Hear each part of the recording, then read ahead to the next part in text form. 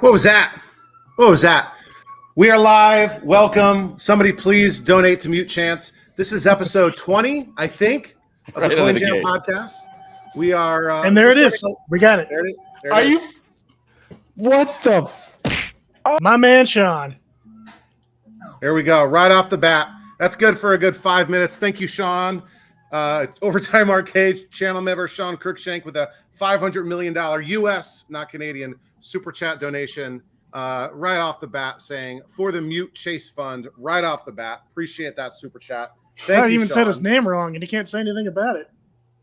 I said Chase? Yeah. Yeah. Chance. Whatever. I got a Chase in my family. So yeah, I think this is episode I think this is episode 20 of the Coin Jam podcast. We're starting a little bit later than usual, mostly my fault.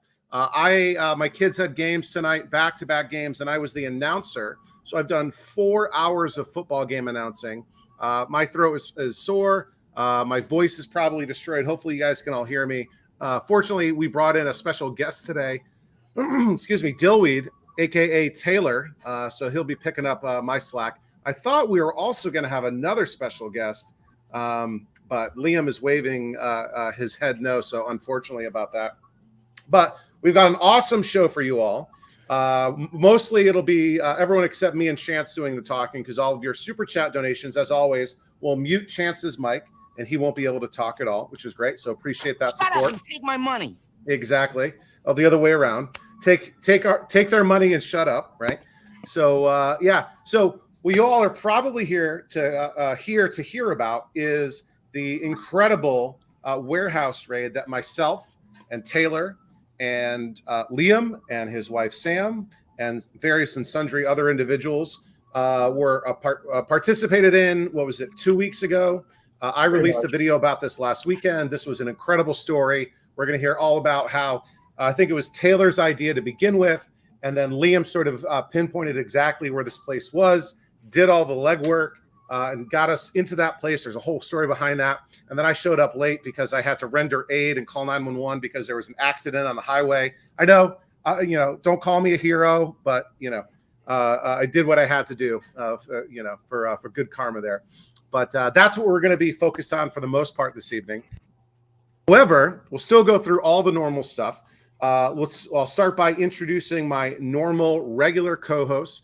First of all, we have Liam, who is one half of Retrobotics, right there at the top of your screen.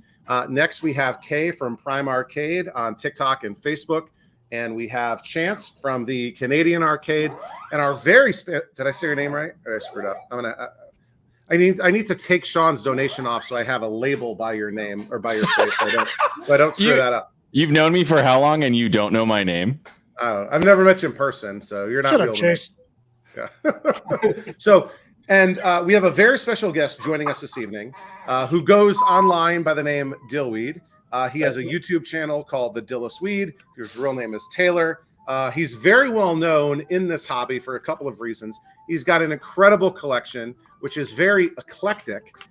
He's got some, he's one of, if you go onto VAPS and sort of sort by whatever, he's one of the top collectors in the world for very rare and unusual pieces. That's sort of kind of his thing. He is a channel member in the Overtime Arcade members only Discord. Whenever something very exotic comes up for sale on Facebook Marketplace, there's sort of an inside joke where we're like, oh, that's a Dillweed game when that comes up.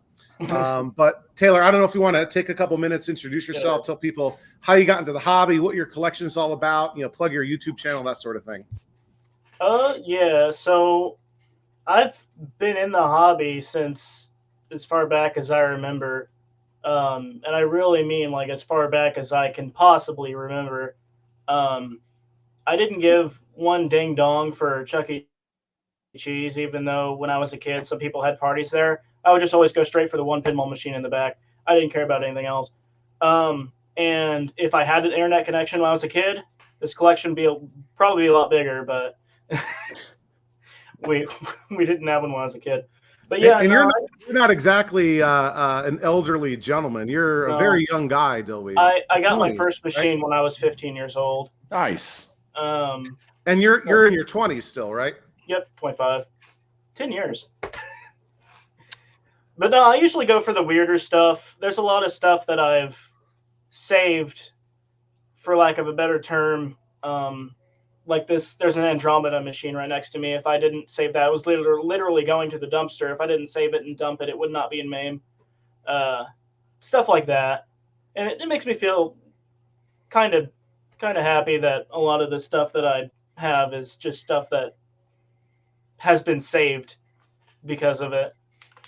It's cool. What are a couple other games you've got that are very rare, maybe only one or two in the world known to exist? I'm really happy to have, this isn't one of those, but I'm really happy to have the IRIM Uniwar S upright that I kind of got. It was kind of like a raid I got it in, but not really. It was just a house full of them, full of machines. There's Monster Zero, which is a PCB in a Nichibutsu cabinet. Sasuke versus Commander. Which is a cool game. It's a cool game. And then, think what else? Spider's Ventureline cabinet, I suppose. Oh, Blitz. Just some Blitz wild esoteric stuff. Yeah, right? just wacky stuff. Tayllor, I don't know if you or somebody wants to post a link to your VAPS collection and kind of see all the crazy things you've got going on in your collection. It is really, really a remarkable thing to be admired. So why don't we get into our standard updates? We're really happy to have Tayllor here with us. We'll start with our typical, recent pickups and game room updates. Why don't we kick it to Liam to get started with that? Are we including the games from West Virginia here? Nope, the raid all goes later. All right, so excluding those games, we did get a couple machines this month, or rather a machine and a PCB from Dillweed. Actually, we got a second Firefox cabinet, empty Firefox cabinet, which I am using to try to piece back our iRobot together. Nice. And when that project is done, I do have additional top secret plans, so to speak, for the second Firefox cabinet. So they will not be going to waste, but it is not currently in the restoration queue. And also from another channel member, we received a Total Carnage PCB, which we've put in our Smash TV cabinet, Jerry Voluptuous, which we are extremely grateful for. So I have been this past week playing some Total Carnage. A couple small problems with the cabinet, I think, that I need to work out, but I've been having a really good time playing that. Very cool. And I know you got a lot more to talk about coming up when we get into the warehouse trade. But next, why don't we kick it over to Kay? Any cool games coming to the workshop lately, Kay? I haven't picked up a whole lot lately. I got a speed buggy in, which I had never seen or played that game before. It's not great. It's not a bad looking cabinet. It's a dedicated cabinet. It's just an upright, simple, older mid 80s racing game, so it's nothing special. But I used to have one of those. So yeah, I picked that up and it cleaned up nicely. Made a video on it, so you can always check out my TikTok and see what I did with it. Mostly it's just a little bit of monitor repair. I also picked up a one-slot Neo Geo that I had worked on years ago for a skating rink that's local to here, and I had just been sitting there for a while. They weren't actually using it on the floor, so I ended up buying it for pretty cheap. It broke down. You had to honor your lifetime guarantee. No, it didn't break down. It was still working, but I had replaced the CRT that was in it with a flat screen, and I did not do a very good job anyway. It was too small of a screen. It was too far back from the plexi. It was a bad viewing angle, and it was too small, and it was a flat screen to begin with.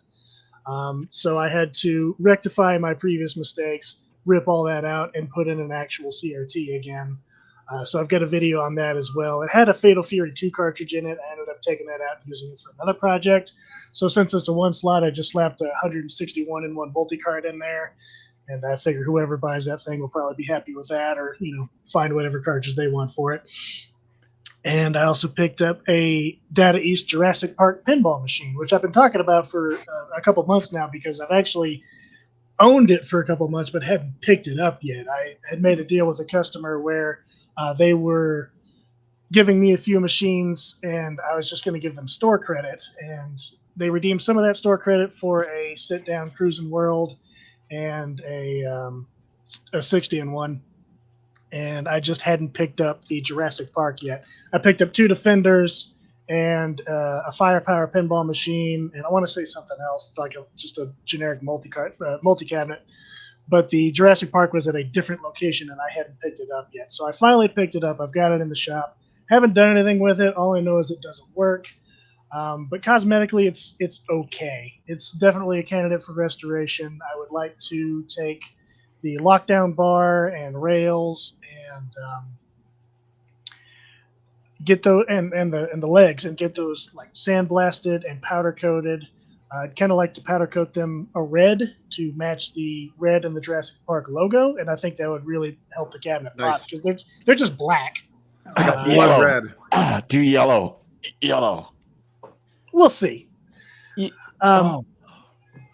Right now they're just black and they're really flaking and all that anyway. So they're going to have to be painted regardless. But I'll take a look at some different colors and see how that's going to look. But I want to do a few mods to it. Give it a color DMD and silicone replacement rings for the rubbers, and if I got to replace any plastics, LED kit, stuff like that. Just make it real pretty, make it play real nice. Just see what kind of mods are available for it. The seller wants first opportunity at buyback, but if he doesn't take it, I've already got another buyer for it anyway. So it's definitely going to have a new home regardless. But first I got to make it work, and then I got to make it pretty. So that's my plan for it, and you will see videos on that whenever I get those done as well. I think those 3 are the only new things that have entered the shop that aren't for repair, that are actually for to be fixed and flipped. So I'm, everything is still in the repair pile. I get to it as I can, but those are the only things that are brought in that are actually under my ownership. Oh, with one exception. I have a Firepower pinball machine. That makes 2. And a Mr. and Mrs. Pac-Man pinball machine that I had in the repair queue. But the owner decided that, once I get them fixed up and get them back to him, he's going to sell them anyway. So I asked him if he wanted to just sell them as is, and he said, yeah, which is good because I've had them in my repair queue for about 2 years now. So I finally just paid him for those machines as is because I diagnosed them first to kind of give him an estimate on repairs. They were a lot more than we thought they were going to be because they're pretty rough. So I got 2 machines off my repair queue just because I bought them. So now they're waiting for me to get to eventually, and I'll talk more about those later when we're talking about later projects. But technically, those aren't new things in the shop. They just changed ownership since I've had them. Love it. How about you, Chance? Blue keys. Can I just blue keys? Can I just point out that Kay, you have the 2 games right now that are left on my must-have list, and that is an ice cold beer and a Jurassic Park Data East pinball machine for my wife. Like, legitimately, you have the missing piece to my collection. Then make a deal. Let's already. make a deal. Like, yeah, like what the? You've been talking about this for months. Make a deal already. You do keep asking about that ice cold beer, but you never message me and be like, "Can I get some pictures or anything like that?" You don't talk about it unless we're here doing a podcast, and then other than that, you don't mention it at all. And I did say for the Jurassic Park, then the seller does have first opportunity at buyback, so I do have to honor that. Plus, I've already got another buyer. He's a very long-time buyer. I've gotten a lot of stuff for him. I don't really want to stay. He could have been a long-time buyer if he bought that ice cold beer 3 months ago. Yeah, That's true. You know what? Legitimately, we need to put those on a pallet and we need to send them because I do two things right now. I sit in this chair and talk to you guys, or I'm at work. Yeah, or black tar heroin. No, I like my office is completely ripped up right now because I'm in the middle of 2 television shows. So as soon as we're done this, if you still have either of those, we'll talk. But for the time being, I don't have time to go down to Pinbar and fix our pinball machines down there. God forbid any of our games give up the ghost on location, and I'm literally up the creek. Anyway, so I actually not to interrupt, but there is one game room update that I should mention. I don't know if you can call it a game room update, but so ironically, the last subject that we talked about on the last podcast, was damages that can happen to your machine. My shop flooded. Oh, My shop is not in a flood zone, but since our last episode where we talked about this, yes, where we this said happened 2 or 3 weeks ago. Was this rainwater or did the toilet overflow? This is rainwater. So Odessa has very poor infrastructure when it comes to rain because it never rains. Yeah. So you know how most cities, have like drains and stuff like that on all the roads? Yeah, we don't have that. We have no infrastructure whatsoever. So when it rains any decent amount, the city floods. There's some places flood more than others, but there's streets that turn into rivers. You'll see a bunch of cars just stuck in the middle of the road because they tried to ford a river and their oxen like that much water. No, we get 3 or 4 feet high, and you'll see a lot of cars that just don't make it. I can empathize with that. I grew up in a town called High River, literally called High River. Like we get a 500-year flood every 10 years. Yeah, so we've been through 3 of them. When I was a kid, it would always River Road was next to the house, and River Road could get up to 6 feet of water on it if there was a heavy rainstorm. Yep, you got to caulk the wagon and float it. So I did get a game. I did get a new game while we were. Yeah. I don't want to have the time. Well, it's not a new game, but it's a new game. So and I don't want to elaborate on it because I'm not allowed to elaborate on it. But in the time since we last talked, I did get a new game, and there's a piece of artwork that I have for it. I don't want to go into it. For those of you listening at home who can't see it, I'm holding up a marquee that says "New Game." Legitimately, we'll talk more about this in the future. But for the time being, I did get a new game.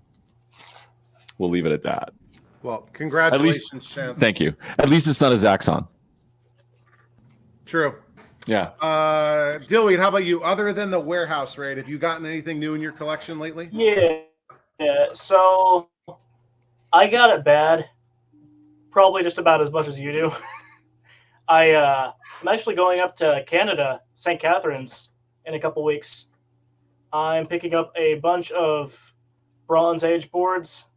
Very weird stuff. And I'm getting a Meadows Laser Command. Meadows Games. Meadows Games, one of my favorite companies.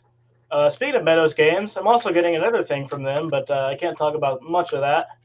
But it's probably one of the most oddball games that they've ever made. I'll talk about that when it shows up. And I might be getting a couple turbos as well. Very nice. Very nice. Well, as for me, let's see. Since the last episode, I can't remember exactly the dates. I got 3 games last month that I haven't done pickup videos for. And so last month was kind of heavy. I got 5 games. I got the Super Off-Road and the Deco Burger Time. And I talked about that last time. And then I got 3 more games that I haven't done pickups for yet. 2 were trades and 1 was a score. And then 6 games from the raid. We'll talk about that in a little bit. And then on Thursday this week, I got 3 more games. These were probably a mistake. I've got in more ways. You might have a problem. My God! In more ways than one. I've got a video that's already out for early access by channel members. It's Tayllor. He's already said it's his favorite video that I've done of all time. And that video will be out tomorrow for the general public. We'll talk about those a little bit later, maybe. And very excited about the 6 games that I got from the raid that we'll get to in a minute. Now, before we move along, I wanted to take a moment and recognize all the awesome people that are in our live chat. So if you're listening to the podcast, the audio version, that gets released later. I usually a day or 2 after the live stream on YouTube. Last month I forgot and it didn't get released for 2 weeks and nobody said anything. So I was kind of a little bit disappointed about that. But if you're watching this live, you can participate in the live chat, ask us questions. You can donate money to make Chance stop talking. We've got a bunch of folks here already. Jumping General, Overtime Arcade channel member. We've got Arcade Alex, Sean Kirkshank, who donated already, another channel member. Random Billy Bob channel member, Arcade Maze channel member, Anko, Josh O.D. Brown, who is the second half of the Canadian Arcade. Go to Miss Maximus channel member. Who else is here? Reality Checkmate and Papa Sean 69 channel member, tubing in from Peterborough, Ontario. And we've got, who else here? SNES Cube 64, Matt, another channel member. Command the Line is checking in here. And General Strife jumped in. Jeffrey Mays, channel member. Awesome. Thank you all for your support. We'll continue rolling right along. The next question, which I'll stay with, is projects you're currently working on. So I'm still very much trying to wrap up the Qbert that I'm doing for channel member Mark. That's going to go to Back to the Media Arcade, opening up. He's got it currently scheduled for next weekend, October 5th in Winchester, Virginia. So if you're anywhere near Winchester, Virginia, you should definitely check out Back to the Media Arcade. He's got a bunch of games that I have fixed in there, and hopefully I'm trying to get that Qbert done for that launch, for the grand opening. That's one of 2 Qberts that I'm restoring. I'm restoring one for myself that is using original hardware, original boards. Mark's is going to have a J-Rock because it's going in a public location, and he's got enough games to fix and repair. He doesn't want to have to deal with flaky Gottlieb arcade hardware. I've also been making pretty good progress on the Frogger. I've released a couple of short videos about that. Frogger will be wrapping up very soon too. So cool. That's mostly what I've been working on, and trying to find room in my garage for all these games that keep magically appearing. Liam, how about you? What's your current focus right now? My current focus on projects is one of the machines we pulled out of that warehouse. And you can talk about it if you want. I'm working on a food fight. Nearly there. It's cleaned up very nicely. I've got everything for it now except for a harness.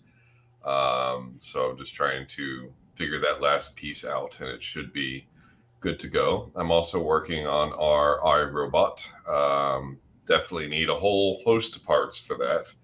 And unlike Food Fight, those parts are a lot less forthcoming. But hopefully, eventually, I will be able to complete that project as well. Very cool. Very cool.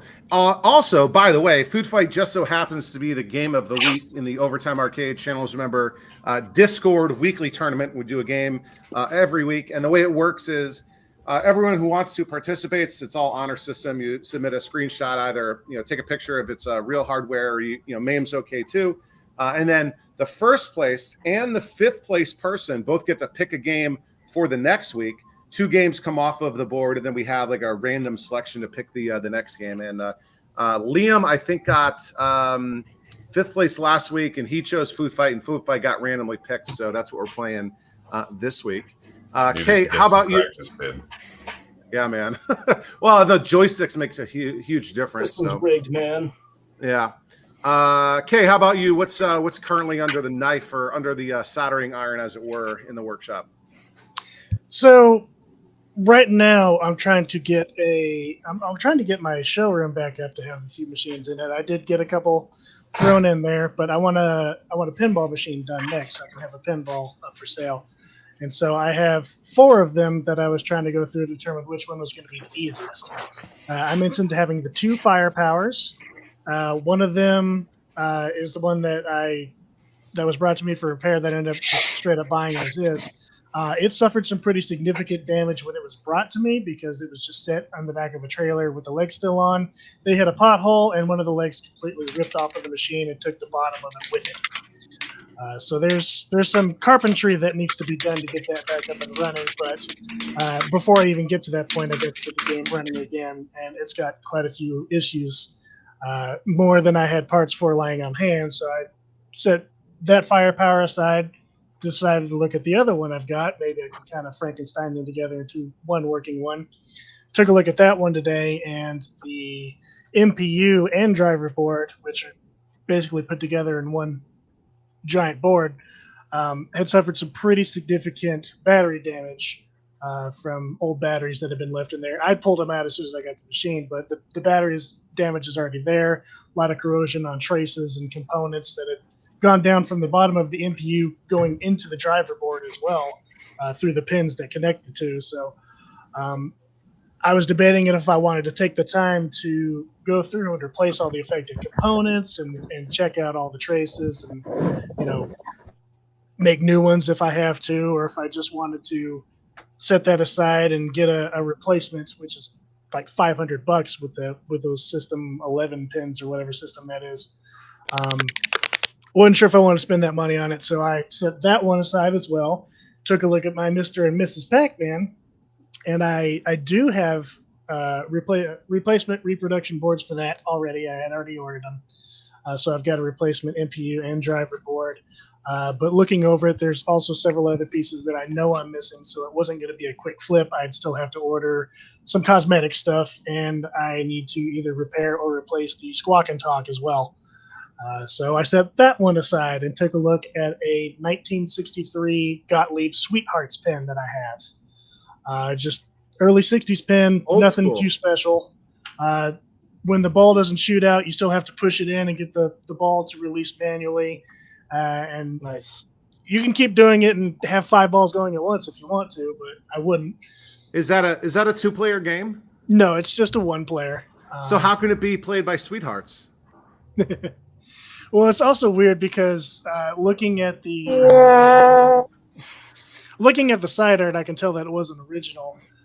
So I looked up pictures of what it's supposed to look like, and yeah, someone had painted the entire machine like a dark blue, and it basically just painted some hearts on the side. But it doesn't look bad. If you didn't know that wasn't what the side art was supposed to be, you wouldn't really be able to tell because it was done with some sort of stenciling. So the hearts are actually consistent. And there's straight lines that are drawn on there. It looks like it could have been factory if you had no idea what factory was supposed to look like. But it had already been worked on at some point because it had fresh rubbers on it, just only a couple years old. The lights had already been changed to LEDs, and the game already works. One of the flippers doesn't work, but the game does boot up. I just need to give the scoring reels, go through them thoroughly and get them working consistently because the game will start if I kind of help the ones digit along because it can't quite get back to its 0 position on its own. But I think once I go through it, which shouldn't take long because it's already working, just adjust any relays and clean any switches, everything I got to do. Most of the cosmetic work is already done. So it's already pretty. I just need to make it work consistently and reliably, and I don't think it'll take that long. So that Sweethearts is probably going to be the next thing up for sale and the next video that I post on my TikTok at @prime_arcade. You're not going to hold on to it for a Valentine's Day special? Probably not.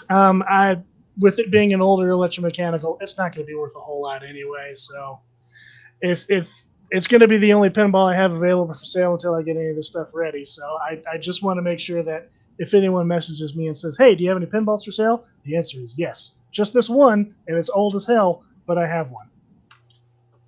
If you want an Adams Family, I don't have that, but I have this. It's just as good. Love it.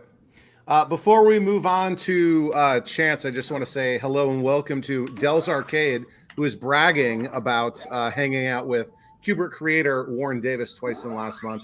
And also Stephen Wallard, who worked for Arcade Outsiders. He certainly wasn't bleeping out all the cuss words because Arcade Outsiders were certainly well known for a lot of that. Chance, how about you? Have you had time to work on anything? No, I haven't, and I won't probably until January. But on an unrelated note, because you keep muting my mic because my keyboard's too loud, I switched to this little. Yes. Anyway, we can. Speaking of muting Chance. Yeah, speaking of muting Chance, and as my kids are pounding on the upstairs above me, we have a $999 million super chat donation from Overtime Arcade channel member Godus Maximus, the GOAT, who says Dahoye, which is a shout out to Dillweed. That's sort of his signature catchphrase. Am I going to have to explain what that word means? Well, actually, we can kick it right to you because we're going to have to skip the rest of Chance's answer here because he's muted for the next hour or so. We also have Jerry Voluptuous checking in, Overtime Arcade channel member. So, Dillweed, why don't you tell us what Dahoye even means, and then also tell us what you've been fixing lately. Okay, so one night I was really drunk, and I didn't have a word for a certain set of whatever the heck was going on. A lot of stupid things were happening all at once, and I was with my friend. I just said, Dahoye, and he's like, that's the one. That's what it means. I'm like, that's the one. You're What's funny is if you Google it, especially the way that you usually spell it, there's very few hits on Google, and most of them are from you. Yeah. So you might want to submit a trademark in both the United States and Canada to cover that. You're in a special sort of badge, a special sort of weird badge whenever you invent your own word. That's right. That's right. It's fun though. So what have you been fixing lately, Dillweed? Well, the Robbie Roto in the back is always something I'm trying to get finished, but I'm missing the bezel and control panel. If anybody has something like that, I will trade you a whole game for those parts. I'm dead serious. Yeah, same boat. There's Sega Samurai. That's always on the menu, and then just the games I'm getting from the raid. I put one of these on my Crazy Climber. Someone put a lockdown bar across the here. There you go. This is from a Taito control panel, Taito Space Invaders cocktail control panel. So what I did was, since there was a lockdown bar across this cabinet, I was like, what button can I just fit in this hole that'll just work as like a coin up button? Nope, this button won't work. None of these buttons work. It's too small. Perfect fit, just like a pinball machine. I was like, it just works. It's great. That's all I've done today because of the hurricane. I wasn't able to work on the or anything like that. Well, and speaking of which, I want to send some well wishes to anyone affected by Helene. I know, Dillweed, you were saying your power got knocked out. I think Overtime The whole Arcade town Show got knocked out. Yeah. Frog Puppet, I think, was spared the worst. I think the goat dodged some bad weather. Haven't heard from VHS Arcade Vault. I know Tony Arrowwood is okay, but a lot of devastation around his town. I guess there was a Western North Carolina. They got dumped buckets of rain and washed out roads and that sort of stuff. So really hope everyone out there is doing okay. And finally, after the GOAT's very generous super chat donation, I will finally unmute Chance and give him a chance, no pun intended, to finish the rest of the question. Why haven't you had a time to work on anything lately? So for those of you who don't know, I work in the film and television industry with Josh Brown. Since we did The Last of Us a couple of years ago, we've been forever cold called by other art directors and production managers in the Calgary area. So right now, Josh and I are working on a Netflix show and a Paramount Plus show. So when that usually happens, I work 12-hour days, 5-6 days a week. And so the hobby, the life, the everything just kind of gets pushed aside. I have time to maybe pick up a game, maybe, buy some new toys, some fun stuff that I can't really use until we have another 3-6 year long gap. So it's weird, right? More. When you're working, you have money but no time. Yeah. When you're not working, you have time but no money. So no, that's not true. We have money. I was able to survive the writers' strike, the writers and actors strike, for I think it was 384 days that I was out of work, but still in the industry. But I mean, it was a fair strike, and they got what they deserved, which is awesome. So full support to them. But yeah, so if you don't see any Canadian arcade content, it's because Josh and I are working. We just haven't gotten around to it. Or if you don't hear, hey, I got a new pickup, it's because, Josh and I are working. So, yeah. I'm just commenting in the private chat here because while all of this is going on, Chance and Kay are trying to work out a deal for the Jurassic Park and the ice cold beer, and they're going back and forth, and Chance is trying to throw oodles of money at Kay. It's not really going back and forth. His Chance is just getting up against a wall here. Well, hold on. And Kay's trying to be like, good guys. Like, you look, there's this guy that has right of first refusal, and I've typed it out, but I'm just going to say it here. There's a simple solution to this. Chance has to buy out the other guy's right of first refusal. This is a simple business transaction. Chance throws some money at the other guy, right, to basically pay off his interest, and then there can be a sale. That's all there is to it. No big deal. Okay, jerk. I'll be honest with you. Like, Kay won't answer my calls outside of this. He doesn't pick up the phone because you don't call. I know. But no, seriously, like we'll talk because like if it's something that we can do and we can ship it up to the border and then I can go down and get it, we can probably make a Canadian arcade video out of it and plug you. I don't know. All those exposure bucks, really. Yeah, I love being paid an exposure. You can go plug yourself. So the problem is, the Canadian arcade released a video. The problem is, so the guy has right of first refusal, but I've also promised it to a customer of mine that owns an arcade in Abilene, and he's one of my best customers, and I've been dealing with him for years. So the fact that I've already Chance promised has it to pay them all. Yeah, no.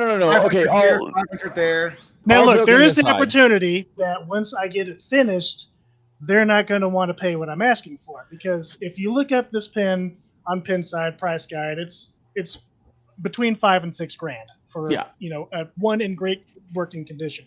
Yeah, mine will be a little bit more than that because it's going to have some mods done to it, the powder coating and all that good stuff. So it's going to be a lot closer to $6,000.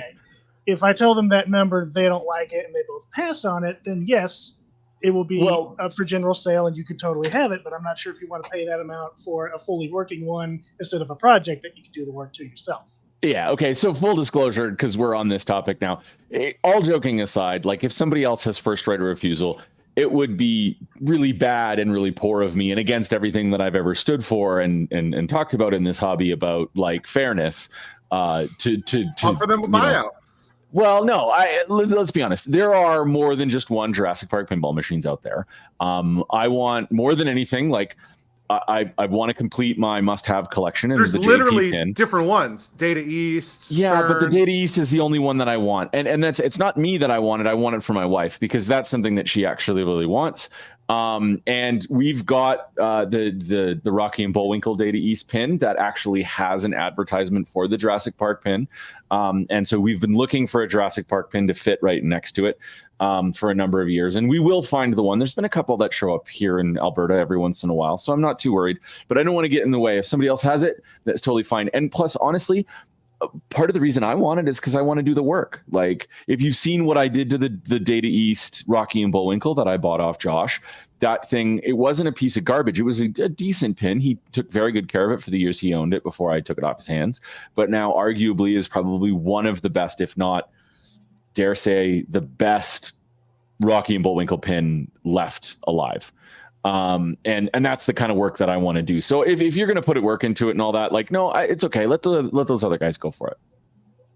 Now the ice cold beer, on the other hand, is still up for grabs. So. Yeah. So we'll chat about that because like it's either I'm going to go to Paradise, I'm going to go to Brian and I'm going to get one of the brand new ones, or I'm going to buy one off of you because that's my brand new one. Get an original. Here's an idea. It's Here's tough. an idea. You buy the ice cold beer, you put it within arm's reach of your podcasting desk, and instead of a beer cam, you have an ice cold beer cam where you reach over and grab a beer that's up against the machine.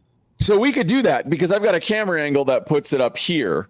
And then if you want to see the controls, it puts it down here. We could actually do that rather than having just... All right, no camera angle that shows whether or not Chance is wearing pants. But I'll tell you what, you want a shorts. Data East Jurassic Park. I want a Data East RoboCop. So you find me one in almost any condition, waiting to be repaired, restored, all that, as long as it's complete and not just, a lemon.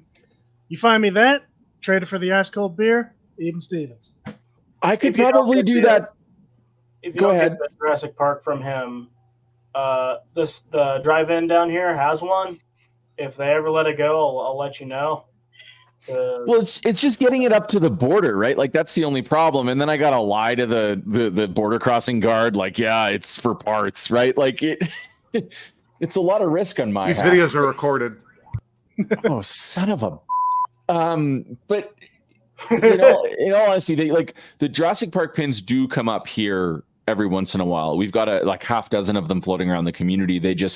I'm never in a position at the time when I want to buy them to be able to buy them because like I've just bought a bunch of other stuff, or I spent money on electric go-kart the other day, and I'm just like, like. So is it hard to push a pinball machine through the border? No, it's just hard to push anything through the border. The Canadian border crossing, like the CSBA, they're tough to deal with. Like they're justifiably so. Yeah, they're gonna enjoy me smuggling a machine across the border, aren't they? All right, Oh, so yeah. we're getting off topic. We'll get back to it later. But the long and short of it is, find me a RoboCop. You got a nice cold beer. Okay, we'll talk. We'll Boom. talk because I know of one maybe in the area. Boom. All right. And our last standard update question before we get to the main event is upcoming plans, including any parts, etc., that you're looking for. I'll take this one first. Like I mentioned, I've got a pickup video coming out tomorrow. It's available now, early access by channel members, or you can wait until the standard public release at 3 p.m. tomorrow. 3 games, terrible. The word Zaxxon appears in the title of this video, so not too happy about that. I'm also going to be finishing up that Frogger very soon, almost done. I do need to paint Miss Pac-Man. I've decided to go in a slightly different direction. One of the things that I was dreading was setting up and tearing down the HVLP setup that I got with the big air compressor and all that sort of stuff. I got this all-in-one HVLP thing. I forget, somebody was recommending it to me that I was talking to on Facebook. I think that's going to make things a little bit easier. But I ran into another hurdle where the paint codes that I found are only for latex, and I need oil-based paint for stencils. So we'll be figuring that out soon, hopefully before it gets too cold to paint. And then I need to get the Tetris cocktail ready for my new office at work, the break room. We signed a new lease. We're going to be moving in by the end of October, so I want to get that Tetris cocktail ready for the break room. I still need another Q*bert stick. I was showing this to everyone on the members only live stream a couple days ago. This is the real Q*bert joystick that will be going into my Q*bert. This is rebuilt, ready to go, perfect original Q*bert joystick. And this is the fake BS that I've got. This is cobbled together with stuff from Arcade Shop and from eBay. This is kind of similar to a Q*bert Cubes. You can see it's a little bit different. The shaft is slightly different. The mechanism is pretty much the same. It sits lower, but then the joystick is taller. So this is a close approximation. This is what's going to go into Mark's Q*bert, at least for now, until we can find another one. For a while, the cheapest real one was on eBay for $250, which we weren't willing to spend. And I think that one's even gone now. So there are no legit Q*bert joysticks available for sale in the open market right now. So if you've got one, let me know. And just saying hi to a couple more folks here. We got White Fox and Wayne checking in, both of whom are Overtime Arcade channel members. And a new name, Thumper Squad, says, hello, wonderful gamers. That's a new name that I don't recognize. Welcome to the party. So why don't we kick it to Taylor here. You already mentioned you're looking for the Robbie Roto, I think CPO and bezel. Any other parts? I got the board working. Any other parts you're looking for? Any upcoming plans? You have any pickups coming up in the future? Anything like that? You know what? Someone asked me. You already mentioned St. Catharines. I made like a list. I guess I'm after a Space Tactics PCB if anybody has one of those. And maybe just an unbranded Taito Space Invaders 3-board stack. That's all I could really ask for. How about a tube for one of your games? Oh, yeah, 14-inch Japanese monitor? I didn't know if you wanted me to talk about that yet. I wish it was 14 inches. That thing would already be done. It's 16 inches. What? Which, yeah. What game is... So, what? So it's a Sega special. It's Sega's special shenanigans. Triple S. So they got that monitor, put it in Space Tactics. It's in Trim Lines. And it's in Space Firebird. It's not in the other cabarets. The Space Firebird cocktail, I had one of those, and that like little 13-inch, those things are stupid. You can't find flybacks, you can't find parts, so I empathize with you. That's the dumbest thing ever. Yep. But yeah, no. Try imagining a 16-inch now. Oh yeah, it's great. Good. Pass. Yeah. Cool. How about you, Kay? Any parts you're looking for? Anything you're hard up for? What else is coming up down the pike for Prime Arcade? So I'm always going through my repair queue as normal. I actually got a few things knocked off of it that I did not have to pay for myself. I did a 2-slot Neo Geo. I did just a multicade, just a Pandora's Box multicade, and a crane machine. I got those knocked off the repair queue. The same guy has several other machines in the queue that I need to take care of. He's got an upright Cruising Exotica, sit down Fast and the Furious, Miss Pac-Man, another crane machine, a couple other things. So his are next in the queue that I'll get to before too long.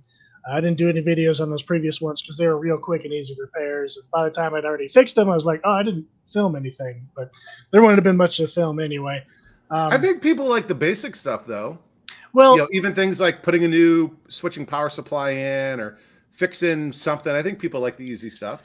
I say really, like on the Neo Geo, it had a flat screen and a converter board in it. All I did was replace the converter board because it was having problems. That was the entire thing. And GBS 8200 or something like that. yeah, like you can make a video out of that and kind of stretch it out a little bit, but for the most part, it's if I don't feel like there's anything particularly interesting in what I'm doing, or if I think it's just too short, I typically won't do a video on it. If the repair took me 20 minutes, the video is not going to have any meat to it.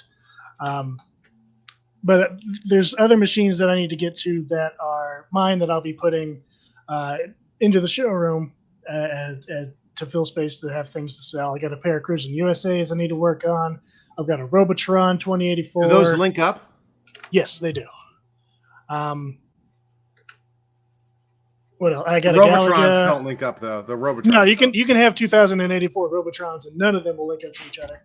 I got a Galaga, a Defender, and a House of the Dead in a Japanese style cabinet that I also need to get to. That one isn't much of a priority because it physically will not fit into my showroom because I can't get it through the door.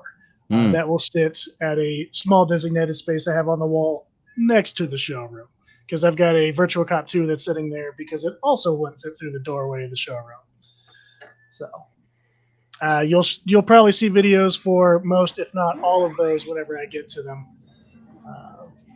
Because Good. those are definitely going to be much more intensive repairs, and there's enough meat to actually make a video out of those, especially the Galaga. The Galaga had a lot of water damage before I got to it.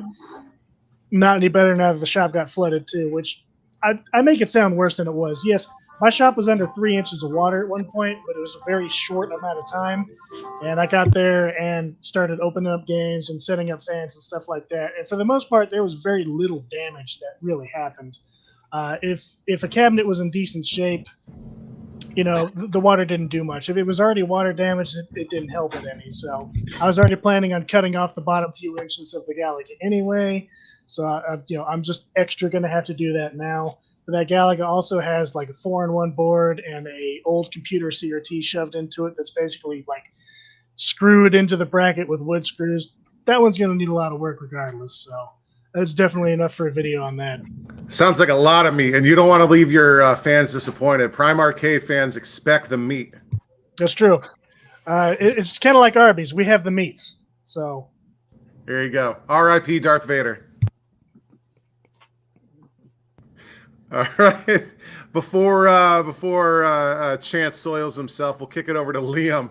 Upcoming plans, parts you're looking for, what's going on in Parts I'm looking Retro for. Robotics. Okay, well, the number one thing right now, if there is some divine arcade entity out there willing to spare some of these, I'm looking for pretty much everything that goes into an iRobot. I have the harness.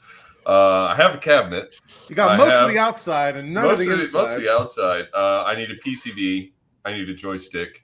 I need a control panel. I have the harness. I can repair a harness. I can even repro it. So I've got that covered, but I need those 3 items.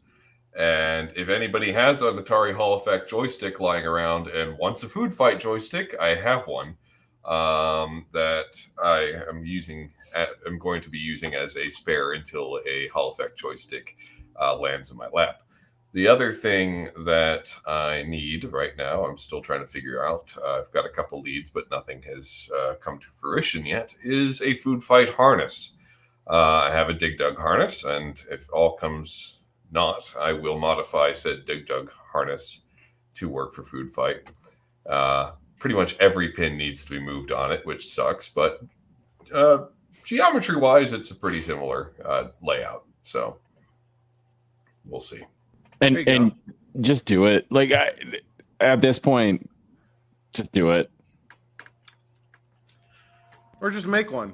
I might. I have most of the supplies to just make a harness, and I'm considering just making a few of them. See what I do. Do it. There you go. Right on. So, all right, cool. Chance, last but not least, upcoming plans? What are you looking for? What parts am I looking for? Let's get the graphic up on screen. So, wanted dead or alive, Double Dragon PC-10 cart. Now, very common. You should be able to find that no problem. You know what? Okay, I'm gonna go off on a search on eBay. Like you can probably buy it on eBay right now.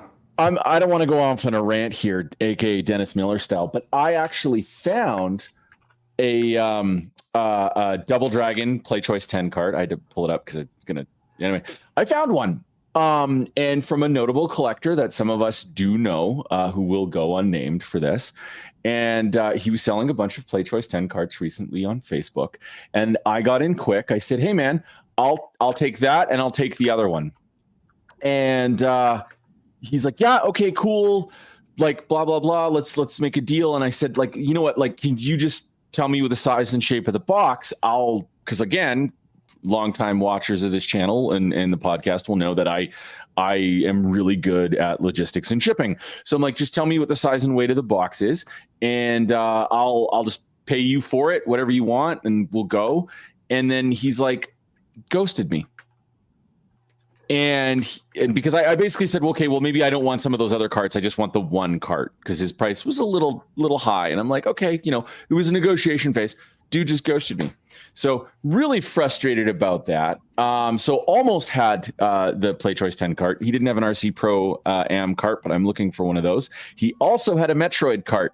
That was the other one that I was going to get from him, but he wanted a little much for it. So still looking for Double Dragon, still looking for RC Pro AM, still looking for Metroid. Multiple Double Dragons available on eBay right now. I'm not gonna, eBay prices. And then Jerry Voluptuous has a Dynamo HS1, including sealed in box. Yeah, that's like it's gonna sit in that anyway. But Jerry Voluptuous has a Dynamo. I think I'm just gonna still probably hold out for a cut corner panel. As much as I want like the standard panel, I think I might just hold out for the cut corner. So if there's somebody else that can take it, Jerry, I know you're sitting there watching. Thank you, but I think I've made my decision. I need that because I'm trying to build a bubble bobble. Yeah, and then other than that, nibbler parts. I will very soon be looking for nibbler parts. So it's kind of funny, nibbler parts, just how it sounds. Nibbler parts. Yeah, nibbler parts. All right. All 3 inches of the nibbler parts. We have to censor this whole section of the podcast. Get your mind's out of the gutter. All right. Speaking of gutters, the long-awaited Saxon, the West Virginia abandoned arcade warehouse raid. Where do we even start? So hopefully you've seen the video. Let me tell you, a lot of people have seen this video. This is, I think, it hasn't even been out a week yet. It's my let me double check. I think it's my 5th most watched video of all time so far. Give me 1 second here. I probably should have done this. 1, 2, 3, 4, 5. It's number 6 of all time so far. It'll probably be it is already number 4 all time. So it's flying straight rock. It's going to be number 2 in no time. You're going viral, man. It's nuts. I mean, people like abandoned stuff. Trending arcade worldwide. People love warehouse raids. It has the thumbnail has a picture of Sam wearing a full mask, like respirator and goggles, and she's got like a hazmat suit almost on, like overalls. So yeah, Papa Sean 69 says you watched it. Anyway, no, I did not draw the inappropriate thing on the game that Dillweed picked up. Reality Checkmate. So what? So where do we even start? Dillweed, do you want to start like how you even heard about this? Where did this even come from? And then we can go to Liam on how we actually made this all work. I think back in 2019, I was just doing going on like a rabbit hole, just trying to find. That's how I find a lot about certain games.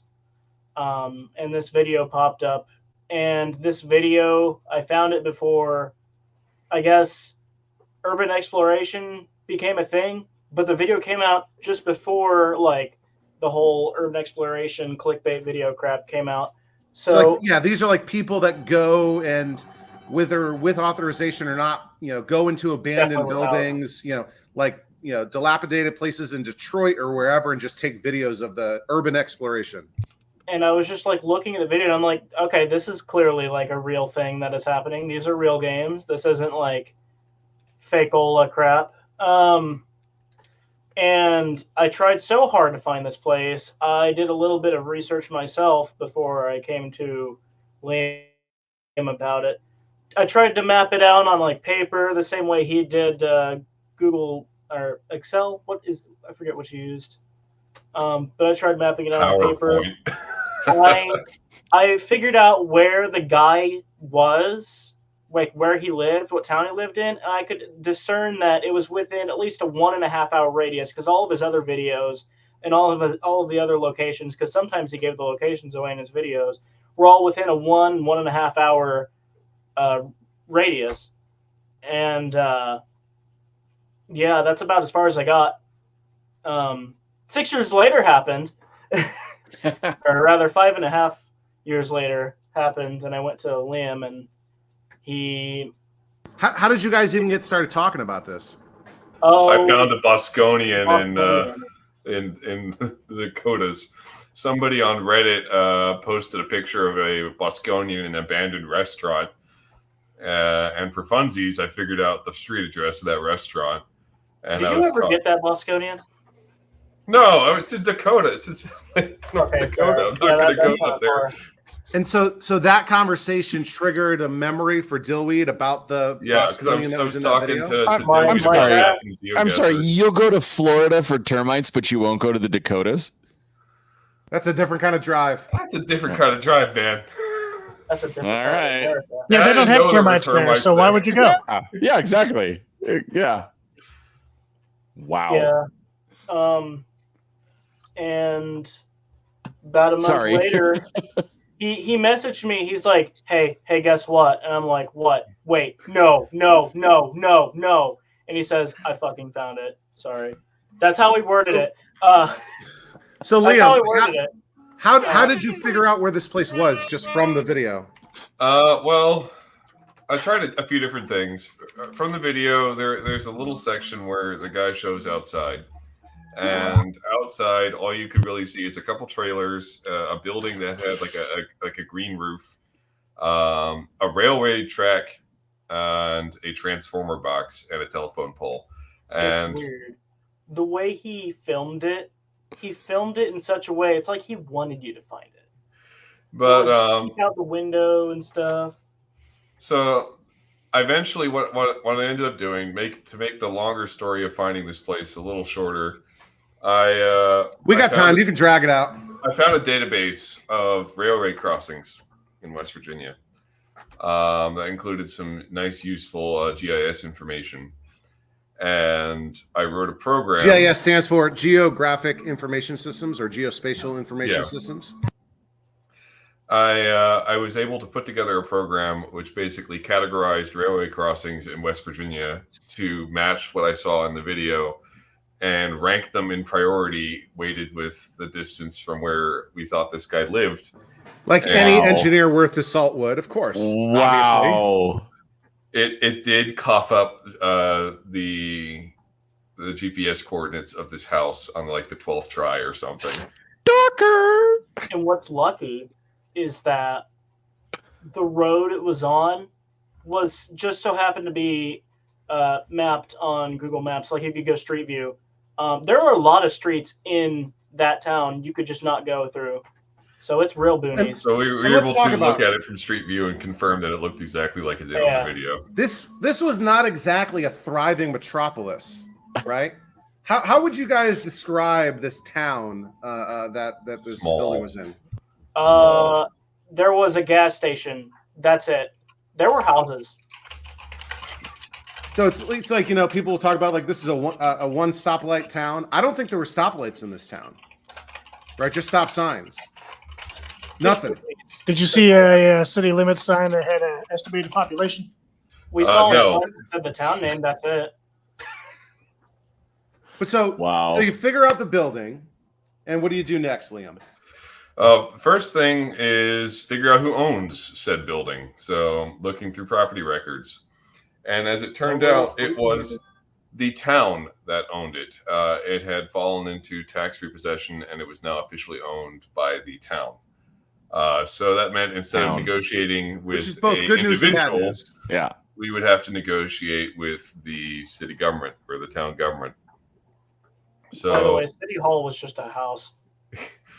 so And Some it's dude funny. sitting on his front porch with a rocking chair and a shotgun. no. Let me say this though. It's like what Dillweed just mentioned.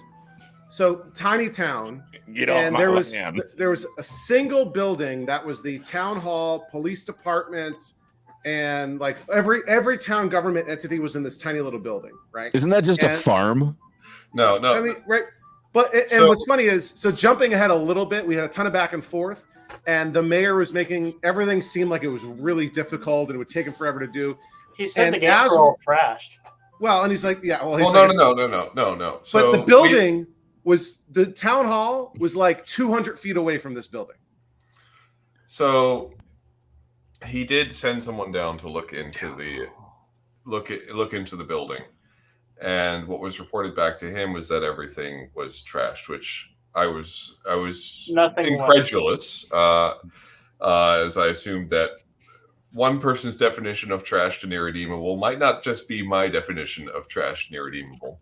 Mhm. So Is it or is it not full of termites?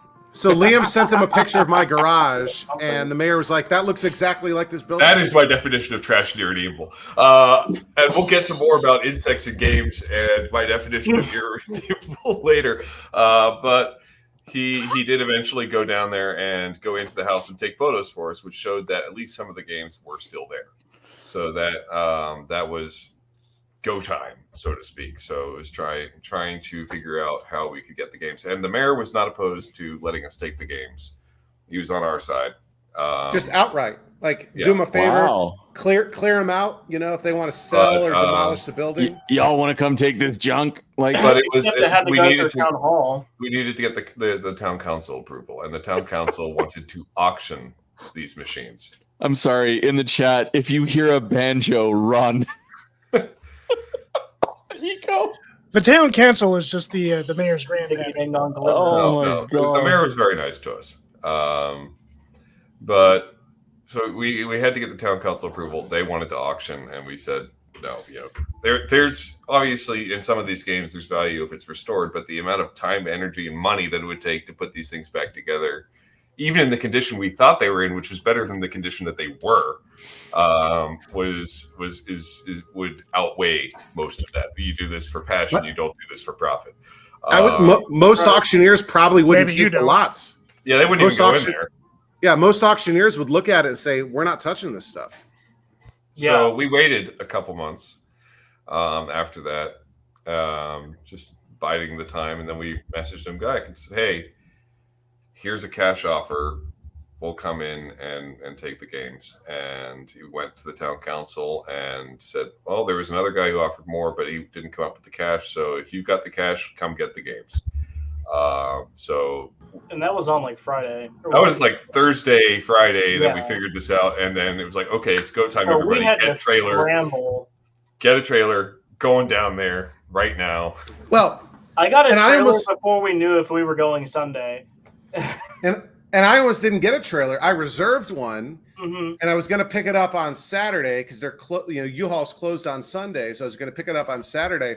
And Friday, U-Haul calls me in a panic because I guess they had some sort of emergency where the person on Saturday wasn't going to come in, and like, we need you to come get this on Friday or not at all. And so I had to like cut out of work and go get this. And I had bought a trailer hitch ball for my truck on Amazon. It hadn't arrived yet, and then the U-Haul was out of trailer hitch balls to rent. It was a whole thing, but I was able to get the trailer. So it's now Sunday, right? It's go time. Liam and Dillweed, what did you guys do? So Dillweed, you're coming the whole way in from Indiana. Liam's coming all the way. Liam and Sam coming all the way in from Maryland. How was y'all sort of drive in? Ours was long, but fine. It was all right for me. You cross over to Ohio, you get on the edge of Ohio where Pennsylvania is, and you just head straight for West Virginia. Once So how far these drives were for you guys? 5.5 hours. Wow. Boom. it was all like it was an average of 5 hours for like all of us. It was weird. Yeah, and like I mentioned, they're literally. I was driving down the highway and I saw a car that had clearly just gotten into an accident. The airbags are deployed. There's like smoke coming out of it, and I'm like, for a second, I was like, I got to get to this warehouse raid. But it was like 6 o'clock in the morning, and like no one's ever going to see this. It was like off the road. I'm like, I need to stop and turn around. I get there. There's nobody in the car, right? And I'm like, move along. I'm like, so he robs the car and he leaves. No, I'm like, it's not like the goes into the glove box, grabs the shotgun. At first, I was worried, like, did the guy get ejected, right? But then I see somebody running out of it was actually like, I think a pest control business in bare feet. And I'm like, hey, did you just see this accident? And he's like, no, that's my car. He was like, trying to find like someone to call, right? Because I think his phone probably got tossed, right? But I called 911 and he used my phone to call his girlfriend, and he seemed okay, right? I don't know what he was doing out, Sorry, we're over the West Virginia border at this point? No, we're still in Virginia. Oh, okay. We're still in Virginia, yeah. Just checking. This is like off of 81, right? So I talked to the 911 person. They were gonna he seemed okay. We tried to push the car off the road because it was like still in a lane, like kind of blocking a lane. But I got my fingerprints on the car just in case, which was important, and moved on my way. So I felt like I fulfilled my karmic obligation to do right, make sure that nobody died. But it did make me I think I was like 20, 30 minutes late showing up to the rendezvous point. And so who got there first? Liam. We were here first. And so Liam, I was second. When you and Sam got there, what were Sam's first words? I think it was like, do you want to take video? Not what were you thinking? What have you gotten us into? Do you want to check for termites? We did do that when we went in for the first time because the trauma is real. Because fool me once, shame on termites. You guys were smart. You guys, Charlie, you need to get a little stuffed animal termite or something, and if this ever happens again, you got to beat him there and leave it in the cab. There's more to the story about insects coming soon. Okay. And so, but you guys were smart, right? Both of you being engineers, scientists. You showed up with all the correct PPE, right? Well, I had gloves. I had a M95 mask, which was really not going to do much. But you guys had full-on respirators, right? Because there's mold, there's all kinds of nasty stuff, maybe asbestos, whatever. Yeah, especially Sam.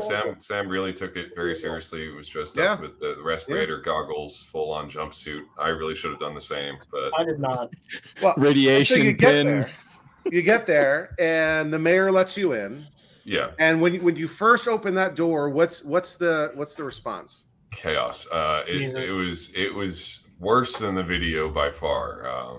And we immediately noted that every monitor had been destroyed. Almost. That was Liam's first words to me in person. Hey, so they necked all the monitors. So some punk kid got in there and just broke stuff. No. That would be the worst. Thieves. They took the harnesses too. They chopped all the harnesses and took them, and they necked all the monitors for the yokes. They were copper crackheads. And okay. I did the math. Based on just the estimated weight of copper that they removed from these machines. They may have made like $80 in top end in terms of cash from copper scrapping on roughly $4,000 worth of parts. Do you know how much meth that is in West Virginia? Well, and like if you're gonna scrap copper, you want copper pipes, not I was copper gonna say, wires. I'm sure the pipes were intact. But they were really bad at taking the wire out too, because they would just chop it like an inch before a Molex connector or something. Yeah. They could have just unplugged it and taken the whole thing. But no, they just chopped it. For example, on the food fight, I noticed that the service panel harness was cut and the main harness was cut, but the Molex that connects them was still there behind the PCB cage with wires trailing off it on each end. That's So you have about 5% of a harness. You just need the other 95. Yes. The only part of the harness that survived intact on food fight was the control panel harness. There were a couple. Sean said, of course he did the math. yeah. I was curious. But yeah, it was a disaster in there. Liam's the everywhere on only one floor. here that can count. Let's be honest. The Sorry. mayor came back with a broom and let us like a giant sweep shop forward a broom path to get stuff out of here because there's broken glass everywhere. The floor is covered in like an inch of dust-like material that we don't know quite what it was. Well, and let's just say that this building, I mean, at least I don't know for sure what this was. It had an apartment above, so there were living quarters above. I The think it ground was floor- an inn. I don't think it was an inn. I also disagree. I saw some receipts in there because I wanted to do a little investigation. I saw some receipts in there from 1963. I think it used to be a bakery or a general store of sorts. Sorry, an inn? An inn. Yeah, it had like an upstairs, and they had a lot of. Yeah, people who own stores do. Oh, like they a live upstairs. like a hotel. Yeah. I They don't live think upstairs so. and they own a store. Yeah, could have been. There was that might kind be of like right. a counter or a short bar. Yeah, right? there was that counter. And there was Yeah, evidence that there were bathhouse. other games in there too, because we saw manuals for other games. We saw pinball parts lying around in there. Lots of Bally records. board. There was a Records. building. So let me ask you guys this: you don't have to reveal the number that you paid for the cash offer, but No, you do After- at this point. I want to know. after paying that amount and walking in and seeing the shape of everything, did you immediately regret the amount that you paid, or do you No. still feel like Not really. No, I'm still happy, Okay. even though Not at all. several of the games that I was looking for were gone. Well, and because we kind of missed a step on the backstory, right? So when we all figured out that this was going to happen, right? We basically did like a lottery or a draft, right? Because you have the video tour, and we're like, okay, well, here are all the buildings that showed up on camera. There's potentially others, but these are all the games that showed up on camera. And we kind of did this like ranked choice kind of thing to sort of, We there's a figured bunch out of who games got we- what. Yeah, a bunch of games are ones that we already had, right? Like, for example, there was a kangaroo. I've already got a kangaroo. Liam didn't want a kangaroo, so that goes on to Dillweed's list, right? And Liam's Charlie had a food fight, and I did not, so I wanted I don't the want food to fight. fight really. Yeah. So boom, boom, boom. We figure out who owns what. And so another thing you notice, Lee, when you get there is what? Not all the games are there. Yeah, a lot of them got removed from the back, Liam got taken. and the asteroids was upside down somehow. But the rest of the machines were out front were generally okay. They seemed actually in better condition than I expected, minus the destroyed monitors and removed harnesses. But the cabinets themselves were pretty good. I love me a little bit, Dr. Mario. So Dillweed, then you get there. Oh, the Dr. Mario attract mode. So then Dillweed gets there. And so Dillweed, what's your first reaction when you kind of take the inventory, the lay of the land? Holy crap, is that a space firebird? Yeah. It was That's like, not we true. thought it was a Monaco or something at first. and Yeah, then we I was like, is that a tilted it up turbo? What is that? And then it was just Say a space more. firebird. And it's like, oh, cool. And then Liam said, okay, so some of the games are gone. I'm like, oh. You're like, my games? That room was where all kind of the good stuff was. Space there App. Space App was there, or wasn't there. Space App was gone. Wizard of War was gone. Bosconian Gyrus? was gone. Gyrus was gone. Yeah, and Bosconian, then- Wizard of War, and Gyrus were the ones I was looking for and back then there. All were it looks gone. like someone was trying to take the Space Invaders Deluxe, but realized it was a Midway cabinet. Wait, man, most of them were Midway cabinets that were gone. Yeah. That's real weird.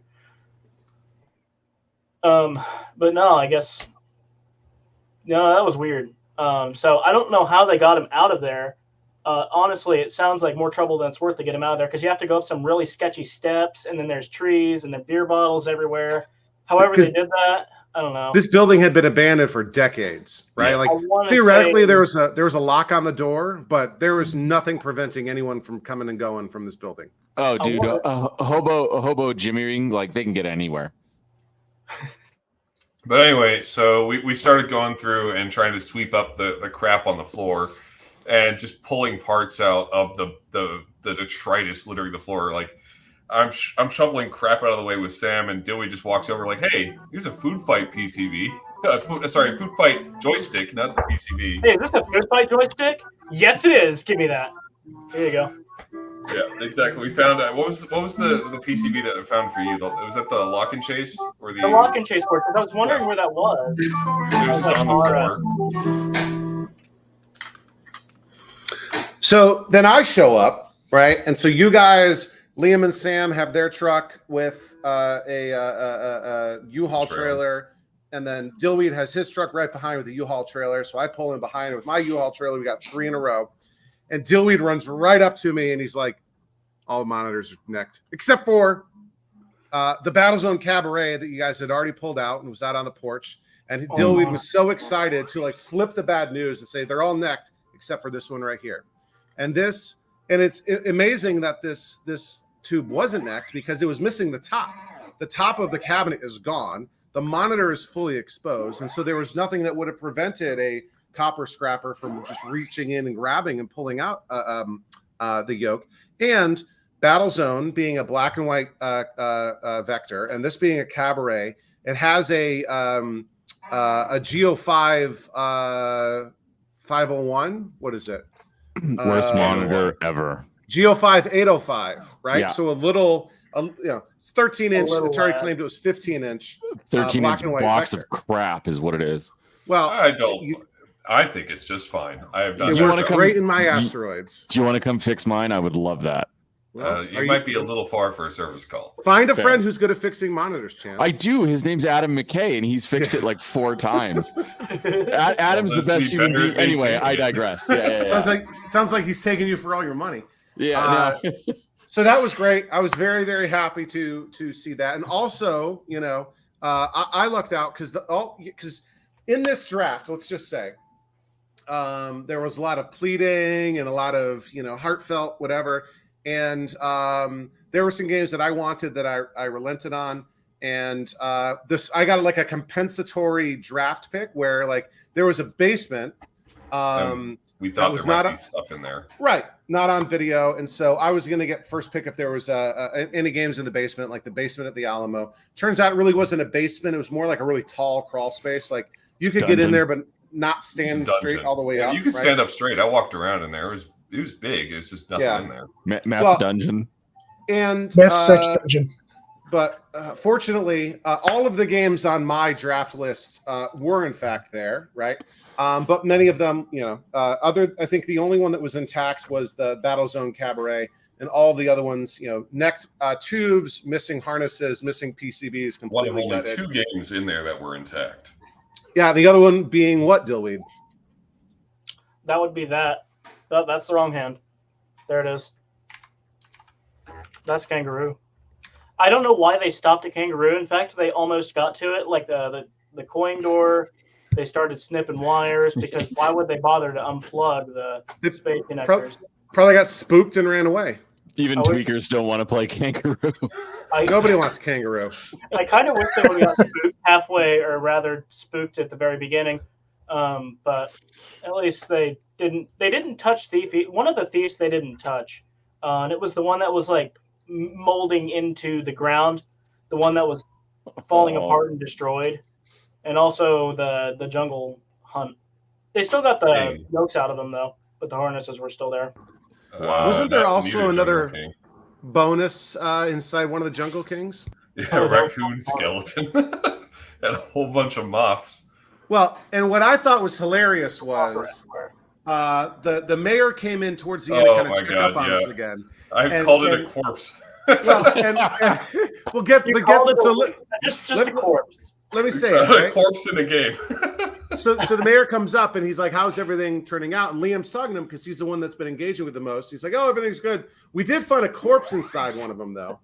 And the mayor's like, "What?" And I was like, "An animal corpse, an animal corpse, an animal corpse," because the mayor's also driving around in a police car too. Okay, this is how small the town is. So, like, he was just happy you didn't find the bodies he's hidden. Like. Because then we would have been next. Who told you? I gotta kill a bunch of other out-of-staters. Anyway, we stripped that Jungle King for parts and left it there. The raccoon corpse can have it. I probably should have taken that frame, oh well. I just didn't the monitor frame. That's a good idea. Oh, I thought you meant the frame of the raccoon. Yeah, that's where I was going with that. encase So- that in some epoxy. Made a little So- like trash panda skeleton diorama. So when we're going through everything, right? A couple interesting things, to note from my perspective. I think Dillweed mentioned it. The asteroids was turned upside down, so it was sitting on its head, leaned up against the wall, with its harness, removed and whatever. They left the chassis, which was good because that's a what was it? A Geo 5801. Yeah. Yeah. Okay. Geo 5801. They left the HV board and cage and all that, but they necked the tube. But it was upside down. And what's the other thing weird that we noticed about this asteroid, Dillweed? It's a Sonic asteroids. Yeah. Ooh. And our first clue being what? The thing was blue. The thing was blue and it had the Sonic cabinet was- pinball coin door. So this was not a normal Atari asteroids, right? And from the video, we just got a glance of the side art and we're like, oh, that's asteroids, right? And everyone's like, I don't care. I already own an asteroids. Liam owns multiple asteroids. I'm sure Dillweed probably has an asteroids, right? Yep. None of us wanted it, but I'm like, oh, I'll take it. He's got hemorrhoids. There you go. But so we get Hemorrhoids there. deluxe. It's blue. Oh, damn. It's upside down. Get It's a got bill this for weird coin door on it. And so, yeah, this is a Sonic asteroids, I guess, made by a company called Segasa Sonic, which I think got founded by some people connected to Sega in Spain. Yeah. And they built games for like the Latin American market. And then what did you find in the corner related to that asteroids? Do you remember? The bezel, which is all in The Spanish. bezel was actually next to it was in a totally different place. I It was in found a the different bezel room. right next to the thief and Yeah. the Jungle King. And I'm like, what's this doing here? Glass You're We bezel. were more mystified than anything else. We hadn't actually looked at the asteroids yet. You just found this bezel. I'm like, what is this? It's in Spanish. Yeah, in Spanish, like juego for player, right? And this is a reverse silk screened glass bezel, which is not what normal asteroids is, and so in Spanish, right? Wild, right? So that went on the truck, and so we're pulling out all these games. I don't think anyone mentioned yet that most of the games had been lined up to make it easy for the scrappers to pull out the harnesses. They got all lined up, almost like a poltergeist sort of situation.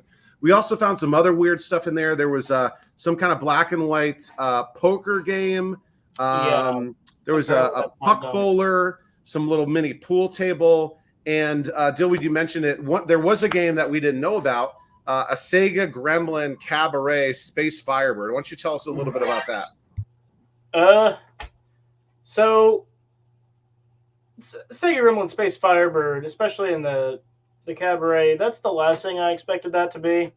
I was seriously expecting like Monaco or something like that, but no, when I saw the Space Firebird, I was like, what? Are you talking about the little white cabaret version of that game? Yeah. Okay, that's a sweet cabinet. It's cool. Yeah. It's also the one with the stupid 16-inch monitor. Yeah. But so in the original video, because I had to go back and look, it sucks. Someone else in the original video had toppled over the poker machine, and the poker machine has this big open door that slides in that or doesn't. It just opens up, and when they toppled Like it a over, swinging door. the swinging door swung into the bezel of the Firebird and destroyed the bezel. I actually have the bezel right here because I'm reproing it. In pieces. Good Lord. Look at that. But the artwork is mirrored on both Look at that. sides. So all I got to do is scan one side and it's done. So that sucks. But in the video, the harness was obviously still there. Well, and this is an unusual game, right? Yeah. So Space Firebird, arguably like a Space Invaders clone, kind of, right? But developed a little bit. A pre-Donkey Kong game developed by Nintendo. Developed by Nintendo, And then- ripped off by Nintendo. And then licensed to Sega Gremlin for distribution in the US. But Nintendo also made their own Space Firebird cabinets in the US. Which is weird because the Sega Gremlin artwork was always better than the Nintendo artwork. Like I've had both, and like the Sega 100%. Gremlin art. Oh, 100%. the artwork on the cocktail like popped. That thing glowed. That was the only reason I kept it around. Mhm. And so, before they were enemies, Sega and Nintendo working together. Yeah. like the Sheriff Cabaret. Like you ever see that Sheriff trim line that's floating around? That's a Sega, like Carnival Cabaret. Oh, the trim line. Yeah. Yeah. Super sweet. Yeah, the one that Alex had. So, Liam and Dillweed, why don't you guys tell us about some of the games that you pulled out of there? Liam, if you want to go first. You're muted, buddy. I pulled out 3 games. I have 2 games. Pulled out Food Fight, which was the real victory for me there. That one is coming along very nicely. And pulled out 1.5 Jungle Kings, Jungle King plus a bunch of parts from the other one. Hopefully I can make one nice Jungle King. That machine made it into the workshop the other day. And finally pulled out a Centipede. Now, the Centipede is dearly departed. It is not here with us anymore. That is... What'd you do, Liam? Chopped it into itty little pieces and put it in the trash can. And the reason for that is... Termites? No. Oh. Not termites, but close. It Cockroaches. It was full of actual centipedes. Tweakers. There's a corpse. So I brought it home with the intention of using some of the parts to aid in Food Fight, because the people who were in there had removed the Food Fight marquee by taking a screwdriver and peeling the... They started to do that to this one. Off for whatever reason. They had never heard of a screwdriver to unscrew a screw. They just... Hey, man, don't question tweaker logic, okay? Tweaker logic is tweaker logic. Anyway, Centipede has the exact same brackets, so I pulled them off, used them for Food Fight, refinished them. But as I was doing that, the cabinet fell apart. It had been laying on the floor in that building, so it was not exactly the most structurally sound. Probably for decades. Someone took a munch out of it. Yeah, someone took a bite out of it. There's a chunk about that big missing from the cabinet. How does the cabinet taste? Everything in that thing was destroyed, but fiber. So it started falling apart, and when it fell apart and a piece of the wood on the top of the cabinet came off, I saw silverfish run out of the wood, and I was like, okay, yeah, I'm done with this, and just stripped what parts were left out of that, and threw it away, and then tossed a bug bomb in the shed to be sure. No termites, but not a fan. So that went in the trash bin. That was not savable. Man, but you the have Food not Fight had and the good luck Jungle with King bugs. are coming along nicely. Wow. Liam does not like bugs. Yeah, no. I did not get any silverfish in mine. I just got those stupid moths. Retrobotics, where arcade cabinets with bugs go to die. Yeah. I don't like moths either. I killed all those moths with bug bombs. Oh. Dillweed, tell us about the games that you pulled out of the warehouse. Okay, so apparently the Miss Pac-Man is not necked, which is a shocker because they took the yoke off of it. I guess they felt like being nice to it that day. But I got the Miss Pac-Man Cabaret. It's gnarly. But it's savable. Well, and they like grab the underside of the metal control panel. And yeah, it's crazy. The joystick is fine though, but everything the new panel time. Let's see. There's the kangaroo that's behind me, which I just made sure the voltages were good, and looks like it's working. I just plugged it in. I didn't even replace the capacitors yet, even though I really need to. Does that have what monitors in that? A Matsushita. Ah! It's a Matsushita. Okay, sorry, time out. So I need to point this out because this is getting ridiculous. Charlie keeps a running in a Google document off screen. Charlie keeps a running tab of the exact time code when any of us swear or say a dirty word or like mostly me. Like there are some really bad words in here, and there's some really nobody's donated in a while. We haven't been able to mute. Listen. So he keeps that. This is the longest, and it's not your fault. It's all of our faults. Matsushita doesn't count. Matsushita doesn't count. Okay, cool. If you missed him say that, then that's fine. That's Great. Yeah. All right. He missed Matsushita. So if you're listening to this, true opinion of that. Yeah, he told us how he really yeah. So if you're listening to this on the podcast later on whatever podcast app that you prefer, and not on YouTube live, you are going to hear a much more censored version of this episode. Yeah, so I just have to point that out. That's the longest I've ever seen it go, and I'm only on the board like 3 times. And I'm not on. Wait, you actually censored crap? Yeah, he's censoring the word. Oh, because now you're gonna have to put it. Come on, now you're just testing. How many times have I said something? I don't think crap should be a bad word. I can just mute everyone's microphones and get caught up. Hold on, another one for 11 o'clock. Chance. Wow, it's so much quieter. This is like when I do my own live streams and there's no co-host. This is great. Hey, I haven't done anything to contribute to the list, so I don't need to be muted. Yeah, there you go. Dude, you're on there already. I'm not actually looking at it, but I assume it's a lot. You are on it. Legitimately, you're the second one on the list. No. Yeah. Why? Okay, why am I on there for black tar heroin when he's the one who said black tar heroin first? I didn't say black tar.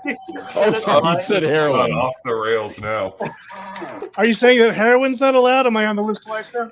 Oh yeah, heroin should be on there already. So what if it's a female hero? Is that cool? That's what I was talking about. It's because of Big Daddy YouTube. It's not because it goes on YouTube just like this. So, yeah. And I actually got a comment on the last one that was asking, why go through the trouble of bleeping stuff out? And they were confused because they heard Chance self-censoring by bleeping himself. And like, why are you doing that? I'm like, I don't go back and do that. That's Chance doing it himself. I go to when I do the audio version, I go back and I add like Galaga and asteroids, sort of like bleeps and bloops to cover it up. And this person was like, "Why do you bother doing that?" It's not like people under the age of 18 are even listening to this. I mean, 15-year-old Dillweed, could have been listening to this. That's one. And two, I've got small children in the house, and I like to be able to listen to content around them without having to censor it or whatever. So having the bleeps and bloops makes me feel like I'm doing another good thing, by the world. So that's that. Okay, so since I pointed it out like 2 minutes ago, now the list has doubled in size. Thank you all. Welcome back to the top. This might be the long lost episode. Yeah. Episode 20 never happened. Wow. Yeah. All right, back to our regularly scheduled programming. Yeah. Anyway, what were we talking about? Yeah, you guys were talking about some piece what of other games? monkey What other games did you pull out of the warehouse? Piece of- I just want to say, 15-year-old Dillweed was also driving, even though he didn't have his license. You know what? You didn't hear that. Anyway, there was a battle zone, but it wasn't the cabaret. It was the upright. The big boy. Yeah. With the periscope intact. Did it come with the step, or was it tilty? It has the step. Good. Mm-hmm. Yeah. I have too many monitors, so even though they were all necked, I was like, okay, I should feel bad about that because I probably should give some people some monitors. That wouldn't have not happened if I got a bunch of monitors from someone who was clearing them out, I guess. But no, so Lock and Chase was the other one. That was the one with the funny artwork on the bezel. I quickly removed that and found that the bezel was glass. Also, it was intact. If it was a vandal, with the artwork. If it was a vandal, all that stuff would just be gone. It would not be there. The food fight bezel would not be there. Oh man. Yeah, the food fight was in great shape once. Yeah, I think that's the nicest machine out of this haul thus far. There's like one blemish on the bezel, but that's it. Mm-hmm. I didn't even see it. I scanned for it. I couldn't see it. So that's an A+ in my book. Yeah. Another game. I was gonna get one of the Jungle Kings, but I think it was the one that had a raccoon in it. Of course, I just wanted Liam to have more than 2 games. It was actually going to be 1 game. So, I mean, it sucks that happened, but I wanted you to have. Well, I finally brought it into the garage, so it's gonna get some work going. That's good. Soon. I can't wait to test that PCB. And then there was a couple thieves. One of them was basically empty, and then one of them just had the yoke removed on it. In fact, the chassis, I actually pulled the chassis out of it because they didn't rip the neck board off the chassis. And I put it in Pingo, and it worked. Does it work now? No, the flyback clicks. But well, and one of those thieves have been converted too. Yeah, it was converted to baseball the season. And I'm using baseball the season 2. Yeah, and I'm gonna try to save both cabinets, but those cabinets are made to fall apart. They're made to like last like 3 years. So I don't know what I'm gonna do, but one of the baseball of the season has another board set in it, which Charlie doesn't have a board set, so I know where that board set's going. Bada bing. Yes, to right. K to sell. Nobody wants thief boards. I'll just set that aside to sell it so I can turn it into a Andrew B wants thief boards. Well, somebody's trying to sell them on Clav. It's like they've been slowly going down. I think he's like it's $100 shipped now. He can't get any money for them. Nobody wants thief. They are not fun to work on. They have more RAM than a Williams game. It's not a fun game. And weird voltages too, I think. So I think the hardware is very similar to NATO Defense, and Steve Lady, who's been on the channel before, also a channel member. He does Mosaic Arcade, goes by Katru 311. He was working on a NATO Defense and was struggling because it uses like 6 volts. It's like a 5, a 12, and a 6 volt line. It's just bizarre. My friend tried hooking up his fluke to it. It said no. No, it just said no. It said no. It said no. Can't do it. Get the It sound just good. had a frowny It face. just said yeah. It's just like I'm good. Yeah, Like, I can't good. do that. Yeah, yeah. Go find a Unity. No, I'm good. And any other games you brought home from the raid, Dillweed? I think that was it. The 2 thieves, the kangaroo, the lock and chase, the battle zone, And a then case of the 2 consumption. cabarets. Yeah. That's the one. Let's see. So for me, the thing I was the most excited about was the Battle Zone Cabaret. I think that's going to clean up nicely. Basically, just needs a new top bracket for the bezel, and I think the bezel itself is just a piece of smoked plexi or smoked glass. And there's a cardboard bezel that I need too. Yeah, which has artwork on it. That's Phoenix, the one I was wondering about. Yeah, Phoenix has that. I don't know if Darren's still printing that, but yeah, that is. It was either Phoenix. It's been scanned, right? Yeah, it's been scanned. So because I was thinking about replacing mine, but my monitor is just always dying, as we previously talked about. But yeah, so that is reproduced. It might be Zabos. Okay, I'll have to look into that. So that's what I'm excited about. It's intact, other than the top. The joysticks even feel relatively good, right? So they're not blown out. Really? There is some of the artwork is starting to. So that's silk screened directly onto the metal control panel. There is a control panel on eBay right now that I am currently the high bidder on. So please, nobody buy the control panel. It comes with a joystick. If you need a joystick, I will give you the joystick for free. Just pay for shipping. You don't want to send me that link, do you? You know how to search eBay? Yeah, but Let me eBay that. Why do you need a But control panel? how can it be sure that he's bidding on the one that you're bidding on? There's only exactly. one. There's only one Battle Zone Cabaret control eBay. panel for auction on eBay right now. eBay.com. The issue is that you mentioned it. The first place, Zone. know about it. This is for you. Do you need one? Me. Do you need one? Mine, the artwork on mine is not torched, but it's bad. Like it's not great. Okay, I'll give you mine. I question if I want to invest any money into this game since the monitor always dies on me. Well, sounds like you don't really like it. Battlezone Arcade control panel overlay? Oh! No. Oh, vintage original Battlezone control panel with joysticks arcade video game pre-owned. Video arcade. Oh, no, that's Cabaret. Oh, here we go. Battlezone Cabaret. $2.55. Yeah, no kidding. You thought. Well, back off. That needs to go up. Now you said the price. Yeah. I have a legitimate high bid already placed on that. That's just currently what the that's good. What it is. $4.55. Yeah. Leave it alone, Chance. Leave it alone. How many times am I going to get away with my mic muted for the rest of the day? Well, it depends. If we get donations, I might be able to pay for it out of that. 300. Let's see. Okay. Review bid. So He's actually nervous now. You can hear it in his voice. You're distracting me. So I also got a thief. There were 3 thieves. I came home with one. This one was kind of funny. We were all sort of helping out and getting the games out. Sam was actually hand trekking this, and the bottom just fell off of the cabinet. I do have it, but the bottom fell off. Cabinet is completely empty. Tube is necked, and so basically I have 3/4 of a thief cabinet, and that's it. Got a NATO defense that does have an intact board set, harness, gone, tube necked, but that should be kind of cool. NATO defense, kind of an interesting game. Space Invaders Deluxe, necked tube, of course, everything trashed. Dillweed gave me a Space Invaders board, but it sounds like you need one now, so maybe I can send that back to you. A very interesting game, Enigma 2. This had been converted to Star Force, which is apparently a PCB that is collectible.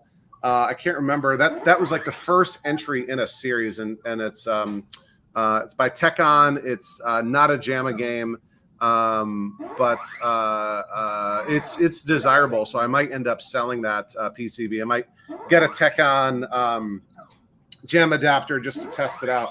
But that had been converted. I want to turn this back into an Enigma 2, which is such a rare and exotic, weird game. Definitely a Dillweed game. The side of the cabinet had been punched in, like sort of the cowl that goes around the monitor. That got punched. That needs to be up there. Sides got painted.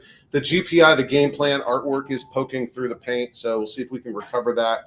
And Overtime Arcade channel member SNES Nest Cube 64, Matt is his real name. He's actually working on reproing the Enigma 2 PCB, so we might be able to get something there. There's also what's the guy's name? Phil Murr in the UK. Phil Murray, yeah, he's cool. Phil, yeah, he actually has an alternative multi-kit for Space Invaders that supports Enigma 2, including in color with color ROMs. So cool. So that might be a route. And what's funny? And I haven't responded to him yet, and I feel bad, but I've been busy. He saw my video, PM'd me on Clav, and pointed me to this multi-kit that he made. And I was asking on the Discord about it. Turns out, I don't know, Taylor, if you remember this, you handed me that PCB at the raid. Nice. You gave me an unpopulated one of these boards. This is his multi-board. Yeah, and so I'll just have to find the bomb somewhere and source the stuff and get the ROMs. But I guess I already have that PCB. So and I guess it plugs in the Enigma 2 8080 route. I mean, I can help you with that a little bit. It will be a difficulty kind of thing because you're going to need a Taito 2 or 3 stack PCB because it's one that supports color. Okay. I'll have to write the ROMs for you and jumper the board for 2716s. If you're using the 8080, I guess I don't have to do that. Certainly easier than finding an Enigma 2 PCB, and maybe an option to consider while waiting on Matt to finish reproing the board. Yeah. I also got the asteroids. We talked about that. That's a very uncommon Sonic asteroids made for the Spanish-speaking market. And those were the 6 games that I brought home. So all in all, we'll go through this list again. We saved collectively a total of 16 games we pulled out of the warehouse. So for Liam, it was the Centipede, the Food Fight, and the Jungle King. For Taylor, it was the Sega Gremlin Space Firebird Mini, the Ms. Pac-Man Mini, a Thief, a Converted Thief, and a Kangaroo, and a Battlezone Upright, and a Lock and Chase, which was really cool. And then for me, the 6 games I got: Sonic Asteroids, the third Thief that was in the building. I guess this guy must have been like a Pacific novelty distributor or something. Yeah. NATO Defense, an Enigma 2 converted to Star Force, Space Invaders Deluxe, and a Battlezone Cabaret. And then what we left behind was, because we weren't under any obligation to take everything, especially because we were paying. I was worried that was going to be a thing where if we were doing this for free, they could have been well within the rights to say, hey, you can do it for free, but you got to take everything, which meant we would have had to take the puck bowler, which was destroyed. It was like a electromechanical puck bowler, the mini pool table, which is £1 million, right? the black and white poker game that maybe we I don't know. Did we look and see if that had a chassis? He pulled the monitor out of it. Yeah, I got it. So we did pull the I monitor. looked Good. at that. It was super weird. I think Gremlin may have made that game. There was a Gremlin power supply, very Gremlin-esque setup, but the board is a Gremlin layout, but there is no Gremlin on the board. So I don't know what's up with that. I'm going to have to fire it up and see if it works and maybe dump it. Like early Gremlin. Early Gremlin, like 1979 Gremlin. Yeah. Yeah, so that's I wish that makes me wish I would have taken it, but that was toppled over and beat. Parts of that were trashed, so I just whatever.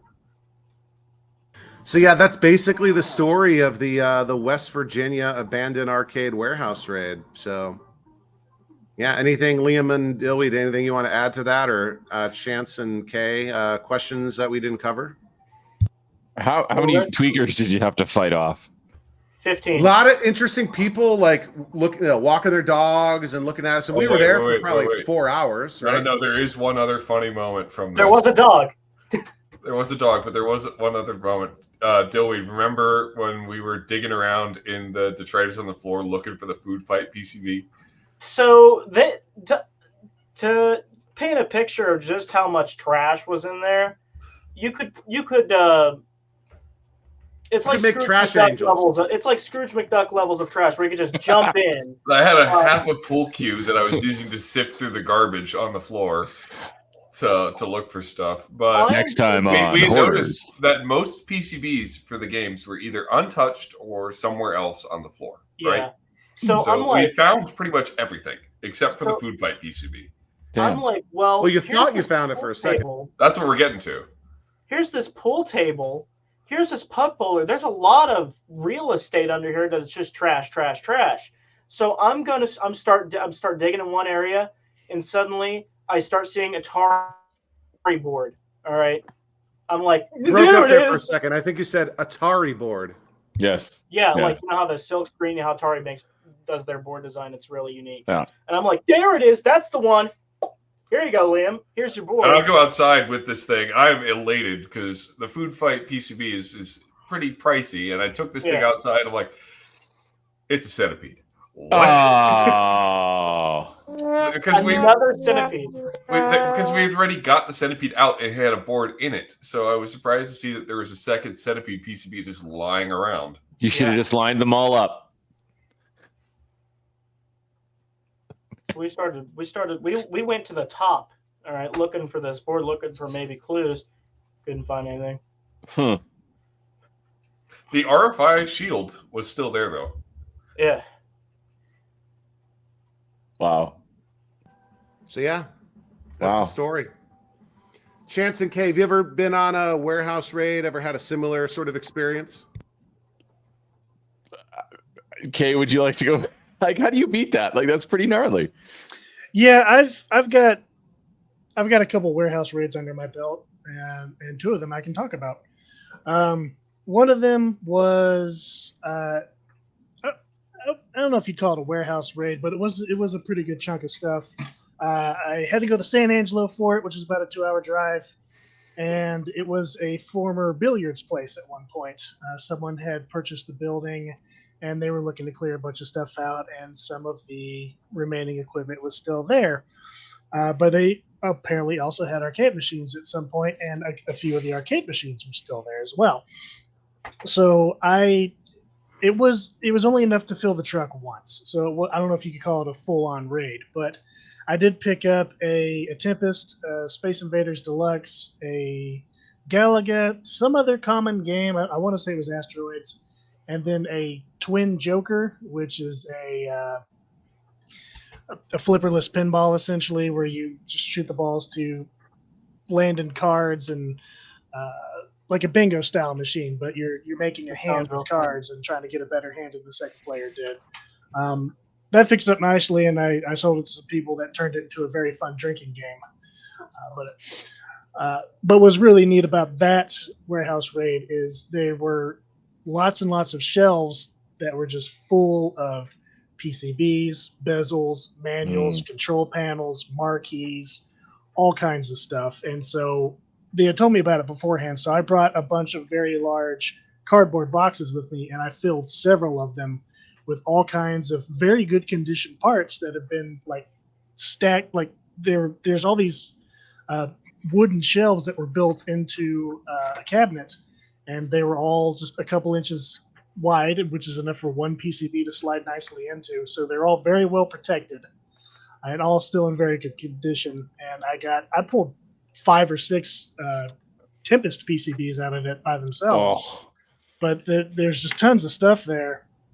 And when it came to manuals, I ended up with a couple hundred manuals just stacked around in there. They took up a box on their own. And so some of that stuff I still haven't quite gone through. It's sitting on a shelf waiting for me to take a look at. But most of the PCBs that I pulled out, not so much the Tempest ones, but most of the ones that are PCBs that I ended up testing in something ended up working. 2 of those Tempest PCBs did. The other ones ended up being used for parts or repair. But with the amount that I paid, I made out like a bandit on that for sure. But it was less the games that I picked up and more all the parts and stuff that I picked up that truly made that raid worth it. The second raid was very local to me. My shop is on 61st Street. This warehouse was on 81st Street. So about 20 blocks down the road. So the story is I got a call from a lady with a cleaning company, and her company had been hired to basically clear out a couple of very large warehouses. I guess whoever owned them, like the owner had died and the family just wanted all this stuff cleared out so they could sell the buildings. Mostly it was furniture. There was a whole lot of furniture stacked up. You could fill like 10 bedrooms and 10 dining rooms with all this furniture that had just been kind of stacked up. Pretty good condition stuff too. But there was a corner that was all arcade and pinball machines. And in total, there was about 40 plus machines sitting there. About 8 of them were pins and the rest of them were mostly uprights. And just when they called me to come take a look at this, first when they just said, oh, there's like a Pac-Man, a Donkey Kong, they made it sound like it was 4 or 5 games. I showed up and looked like, no, it's more like 40. I'm just kind of glancing at some of the titles that I can see because there's rows and rows of these things. And I pick out a Black Widow. I pick out a Quantum. I pick out a Major Havoc. There's a couple of Tempests. There's a lot of just commons. There's a couple of Star Wars. Because that's common. Commons like a Star Wars. Well, I said there's a lot of commons, and then there's Star Wars. Yeah. I'm not a Williams that. Inferno. That's common. Like good prices, or are you paying like actual like arcade value for these? So their job was just to clear this place out. They just wanted them gone, and they saw these and they thought, hey, I've heard of this guy. I guess my reputation preceded me, and they figured instead of throwing these on the truck, taking them to the dump, maybe this guy will give us money and do the work for us. Yeah. So I did. I absolutely did. I made a deal on the whole lot, and it's long enough ago that I can totally say the amount. It's fine. I paid $3,500. Wow. So I paid less than $100 per machine. Wow.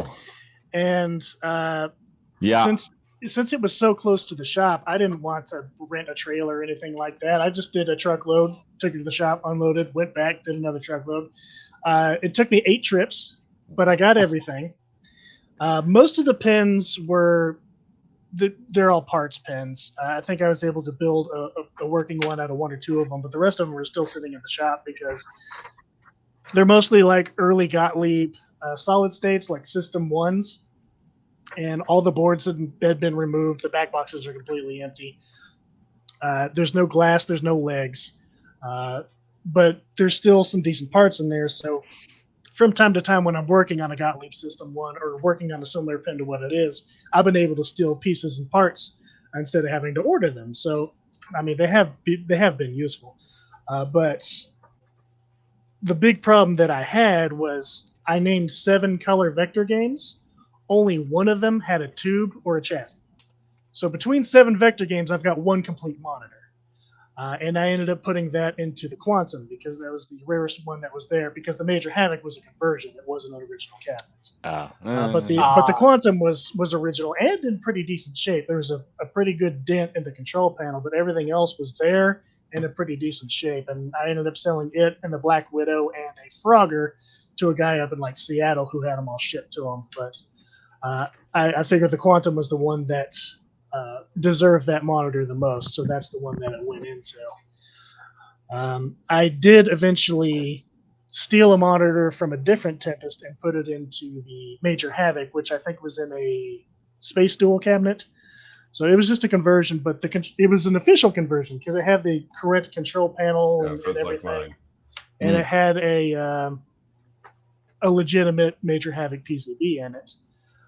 Which it was working. The only thing that was missing was the quad pokey was gone. So I did have to source that, but I had enough broken PCBs lying around I could steal pokies from that I got the repro that you can just put the 4 pokies into. Yeah. And I got that thing to work. It even had the adapter inside the cabinet that would let you put it into a Space Duel. So the QPE, the quad pokey eliminator. Mm-hmm. Yeah. That thing was more or less plug and play when I got everything together. I just had to put a monitor in it. So I lucked out with that. But almost everything that I picked up from that warehouse raid has been fixed up and is out the door. But I still have a few pieces and parts. I still have the 2 Star Wars cabinets because one of them had a PCB in it, but everything else was gone. Like there's a harness, there's like the yokes that you could use on a different cabinet, but the cabinets themselves are more or less destroyed. The glass marquees have been just crushed and destroyed. Like one of them doesn't even have a top anymore. So if I've been waiting for someone to really need a Star Wars cabinet to basically pull the yoke from the controller and maybe the harness, that's about all that's left in there. And I think I found someone who wants them, but he's in California, so I don't know how much of a hurry he's to come and get them. But there's a couple pieces and parts that I still have from that raid, but for the most part, like I certainly made my money back from buying that stuff, and it was just crazy to think that much and that rare of equipment was 20 blocks from my shop. It was right down the road. There was no way I was ever going to know that or find it, but luckily the right guy died, and the right guy was hired to clean it out and called me. So wow.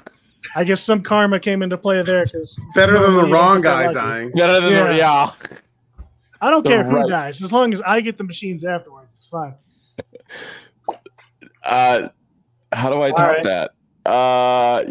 There's a third warehouse raid that I'm waiting to do. I have to wait for the guy to die though because he's an old operator. He's never going to sell anything. I need his kids to inherit the stuff, not want it, and call me.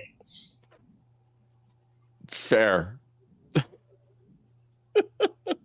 But that's all. So Chance, who died for your warehouse raid? Well, I mean, okay, so we've been on a couple up here, and I'm not gonna say anyone died. You know what? Okay, I've talked about it a couple of times, but so there's a town up in the middle of nowhere, Alberta. It's called Donalda, Alberta. It's Edmonton. No. It's like halfway between Edmonton and Calgary, but then like east. It's known for having, quote, the world's largest oil lamp. It's some big statue that they have. And the town has maybe like 200 people in it or less. Classic roadside attraction. Yeah, but roadside being like a 4-hour drive off the main stretch. Anyway, so long story short, some friends of ours in the community at one point, this is a few years ago, they kind of pointed out to us that like, hey, like there's this place called John's Vending that you should come check out. And the reason why it caught my attention is because one of my buddies at the time sent me a picture of an upright Sheriff bezel. Now, if you don't know what Sheriff is, or you're a Nintendo collector like I am, it's going to be Liam is. Yeah, if you're a Nintendo collector, a Sheriff bezel, especially an upright bezel, is going to tweak your interest. Yeah, so there's not many of them left. For those who are watching who doesn't know about Sheriff, it's Shigeru Miyamoto, the guy who made like Mario and Donkey Kong and Zelda. It's his first project he worked on in Nintendo. It's Nintendo's first original IP, and we thought there was only like 3 or 4 sheriffs in existence, and they were all in Europe or in Japan. I have a sheriff cocktail. So like there's like maybe 30, 40 of the cocktails. There's one cabaret in existence. It was a prototype in the Sega cocktail that we talked about earlier. But anyway, so he got my attention with the Sheriff Bezel, and he said, there are more parts here. You guys need to come up to Donaldo with us. So we hopped in the trucks and we went up there. They had already kind of like gone through the stuff. And this was an operator from, I think, from the 70s, 80s, 90s. They're currently still operating actually to this day. They've been now completely bought out by a friend of ours who lives in the Red Deer area. And so we roll into this place and we're going through all these, like, it's a couple of Quonsets, a couple of big barns, and we're going through like all these like little hidey holes in this massive like added on warehouse over time, shops and secondary barns and, tertiary buildings and all of this. And we're finding all this great stuff like old Williams bezels and like all these like piles of art kits. I've got a stack of Neo Geo conversion side art about an inch thick that I'm never going to be able to get rid of. I was going to like just give it to Mike because I know he was selling them at a time. But like we were able to pull out tons of stuff. And I mean, myself and some of the other collectors in the area over time, we pulled out tons of Versus kits. I got a Bandito out of the deal. That's where my Battlezone Cabaret came from. And looking back on our collection, knowing what John had done over the years, we've seen other games and whatnot in the area that have had like the "Thank you for not smoking" sign, that the little sticker that he had. So we knew he was pretty predominant in the area. 3 sheriff uprights worth of parts eventually came out of that place. But I mean, the craziest part about the story was that first day that we went up there. I think I've talked about this before in the on the podcast. But the first time that we went up there, so we're going through this guy's place, and his offices in the Quonset were kind of the front of the Quonset, and I kind of I felt bad us like raiding this place, but all he really cared about was jukeboxes and cranes at this point in time. There was Loco Bandito. Great. Okay, so let's mute me for this. Go ahead. No. Can you tell the rest of the story in sign language? Does somebody else want to tell Chance's story? Josh, if you're still on, do you want to maybe post it in the live chat if you know the story? I know enough of it to repeat it, but he did tell it to me at one point. Sorry, we got a $999 million super chat donation, a second one of the night from Gotimus Maximus, Overtime Arcade. My man. Channel member, The Goat, saying, Loco Bandito. I think Chance needs another beer, too. Looks like he just emptied one.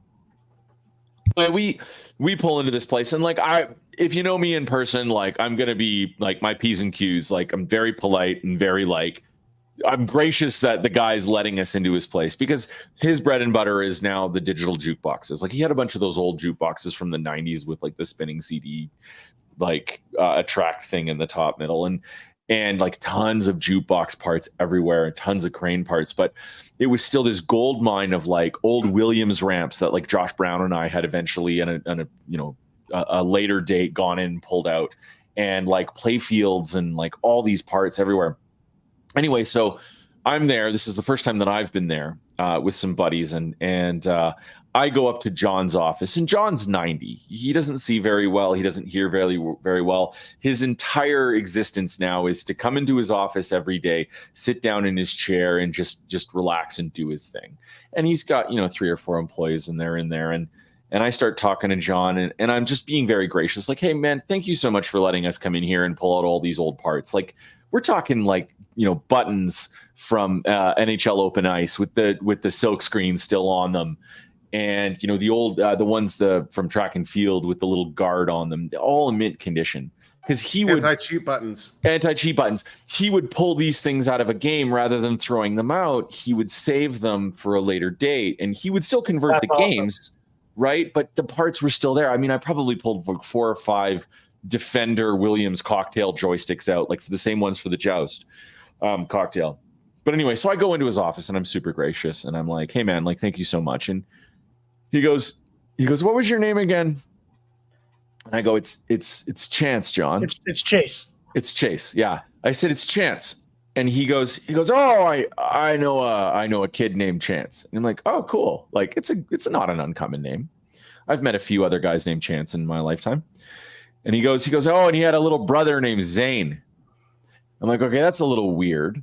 I have a brother 6 years my junior named Zane. I'm like, that's a little weird. And he's like, yeah, and their parents were Lynn and Kevin. And I'm like, okay. Did you just dox yourself? Yeah. Well, no, I don't. Yeah, no. But and so I'm like, John, like, and he's like, Johnson, their social right? security numbers are 623. But then we just kind of clued in like 2 and 2. It's like, oh crap, he knows who I am. And then I'm like, wait a minute. What town are we in? Donalda. Okay. So long story short, when I was 12, we moved back to Alberta because my mother was in the RCMP and she quit the force. We moved back to Alberta. And when I found out, like, long story short, I moved in with my grandparents when I was 12 because I didn't want to be on the farm anymore. I wanted to just, walk a block to my junior high elementary school. And so anyway, when I was a kid growing up, my grandparents were, as they would be, they were always on the phone every week because that was their social media, was chatting with people on the phone. What I didn't know is the guy that they were always talking to, their best friend, was John from John's Vending. My grandparents grew up in Donalda. My mother, one of 6 girls, were all raised in Donalda, Alberta. John used to be their babysitter. When they were all little kids, John used to babysit my mother and their aunts. So he knew who I was. And my grandparents raising me at this point were always like keeping up tabs with John. And every week they would get on a call with him. My grandfather, who had died like a couple of years previous to this event, he never told me that there was this connection. So now, like, I've got my buddies who are here on the raid and I'm sitting there with John. And for the next hour, we're sitting in his office, like going over this whole like spiel over my childhood. And he knew more about my childhood than I did, was really weird. My buddies are like poking their head in the door and they're like, so is Chance going to get a better deal now than we are? And so anyway, so we ended up like getting tons of stuff. And over the course of subsequent visits, we ended up saving tons of pieces of artwork and play fields. And I think the really, really important thing for me was a cold call. Well, I guess not a cold call, but a phone call that I got from John about 6 months later. Was he just called me up out of the blue and he says, Chance, I have something for you. And I said, sure, John, like, what's going on? He's like, I want you to come up here and I want you to bring a truck. I've got an Eldorado pin, a Gottlieb Eldorado pin that you can have. And I'm like, what do you mean? Like, have? Like, no, I'll give you a buck for it. And he says, no. He says, Chance, I got this when I first started operating. This was the first game I ever bought brand new out of the box, direct from Gottlieb. In Chicago. And he says, you can keep it, you can restore it, you can sell it. I don't care what you do with it, but it now belongs to you. So get your butt up here and get that game. And so but it's an EM and I don't want it. No. But like Gottlieb's a great game, Eldorado's a great game, right? And so I kind of joked to Josh and to our buddy Cody. I said, like, this will be my retirement project. Like, I'll get it and I'll slowly start buying parts for it. So we went up there in a snowstorm, Cody and I, and John was apparently in the hospital that day. He wasn't feeling very good, and he was a little sick, under the weather. And so we pulled that game out. We got it home. There's actually an episode of the Canadian Arcade where we bring that game home. I think this was like 5-6 years ago. And then we spent the better part of the next, year and a half slowly collecting parts. Ended up finally getting a reproduction playfield for it from one of the guys at Stern Pinball, one of our contacts there, who was really gracious to help me out with that. And it's just kind of been this project that's been, living in my basement that I've been trying to restore. Honestly, we had hoped we could kind of fully restore that thing to its former glory, factory fresh. But sadly, John passed away a few years ago, so we never did get to show him that. But so that's kind of my project. That's the one big project in the basement that I'm working on. And kind of that's the story of our raid. Pulled tons of stuff out of there, found a bunch of history. There are still some sheriff uprights floating around Alberta, BC that we don't know of. And one day we're going to see them. Someone's going to sell it. It's going to be painted black. We're going to know exactly what it is. And we're going to pull it out of their basement and the missing link for that. So yeah, that's awesome. My big raid story. So in other news, if anybody has any Gottlieb parts for an Eldorado, I've got most of the top parts, but I need some of the metal bits for the actual cabinet. If anybody has a converted sheriff, notify Chance. Yeah. Yeah, messing with you. if you've got a sheriff cabinet, I'm waiting. If it looks like a Space Invaders, but doesn't look like a Space Invaders, contact him. Yeah, I've got the bezel, I've got the power supply, I've got the coin door, the brown Nintendo coin door with the narrow slot. Like it is the coolest, some of the coolest parts that I have as a Nintendo collector. Yeah, we pulled those out of one of his barns, man. Like it was just sitting there in a pile of other stuff. And so we ended up pulling, we figured there were 4 sheriff uprights. And we know this because we've seen 4 bezels. And I've got 2 of those power supplies. I know I was talking to Matt. I got to get Matt, I think maybe one of those SNES. I've got to get maybe him parts for one of them.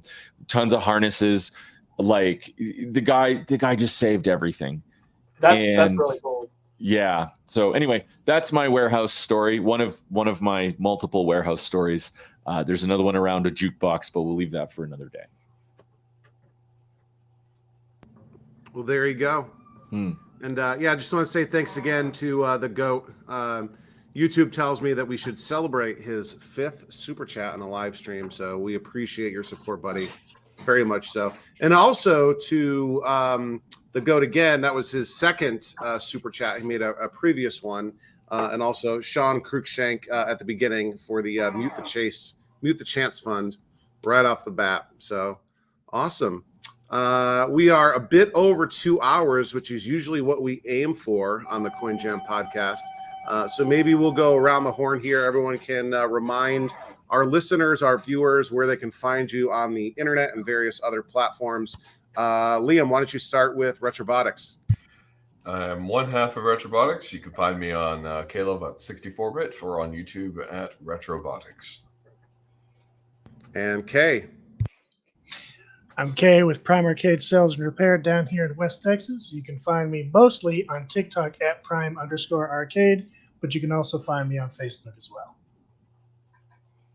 And Chance. I'm not crying, you're crying. I'm Chance, one half of the Canadian Arcade. For those of you watching online, I've got a QR code that you can point your phone at. That'll find the Canadian Arcade on Instagram or the Canadian Arcade on YouTube. Yeah.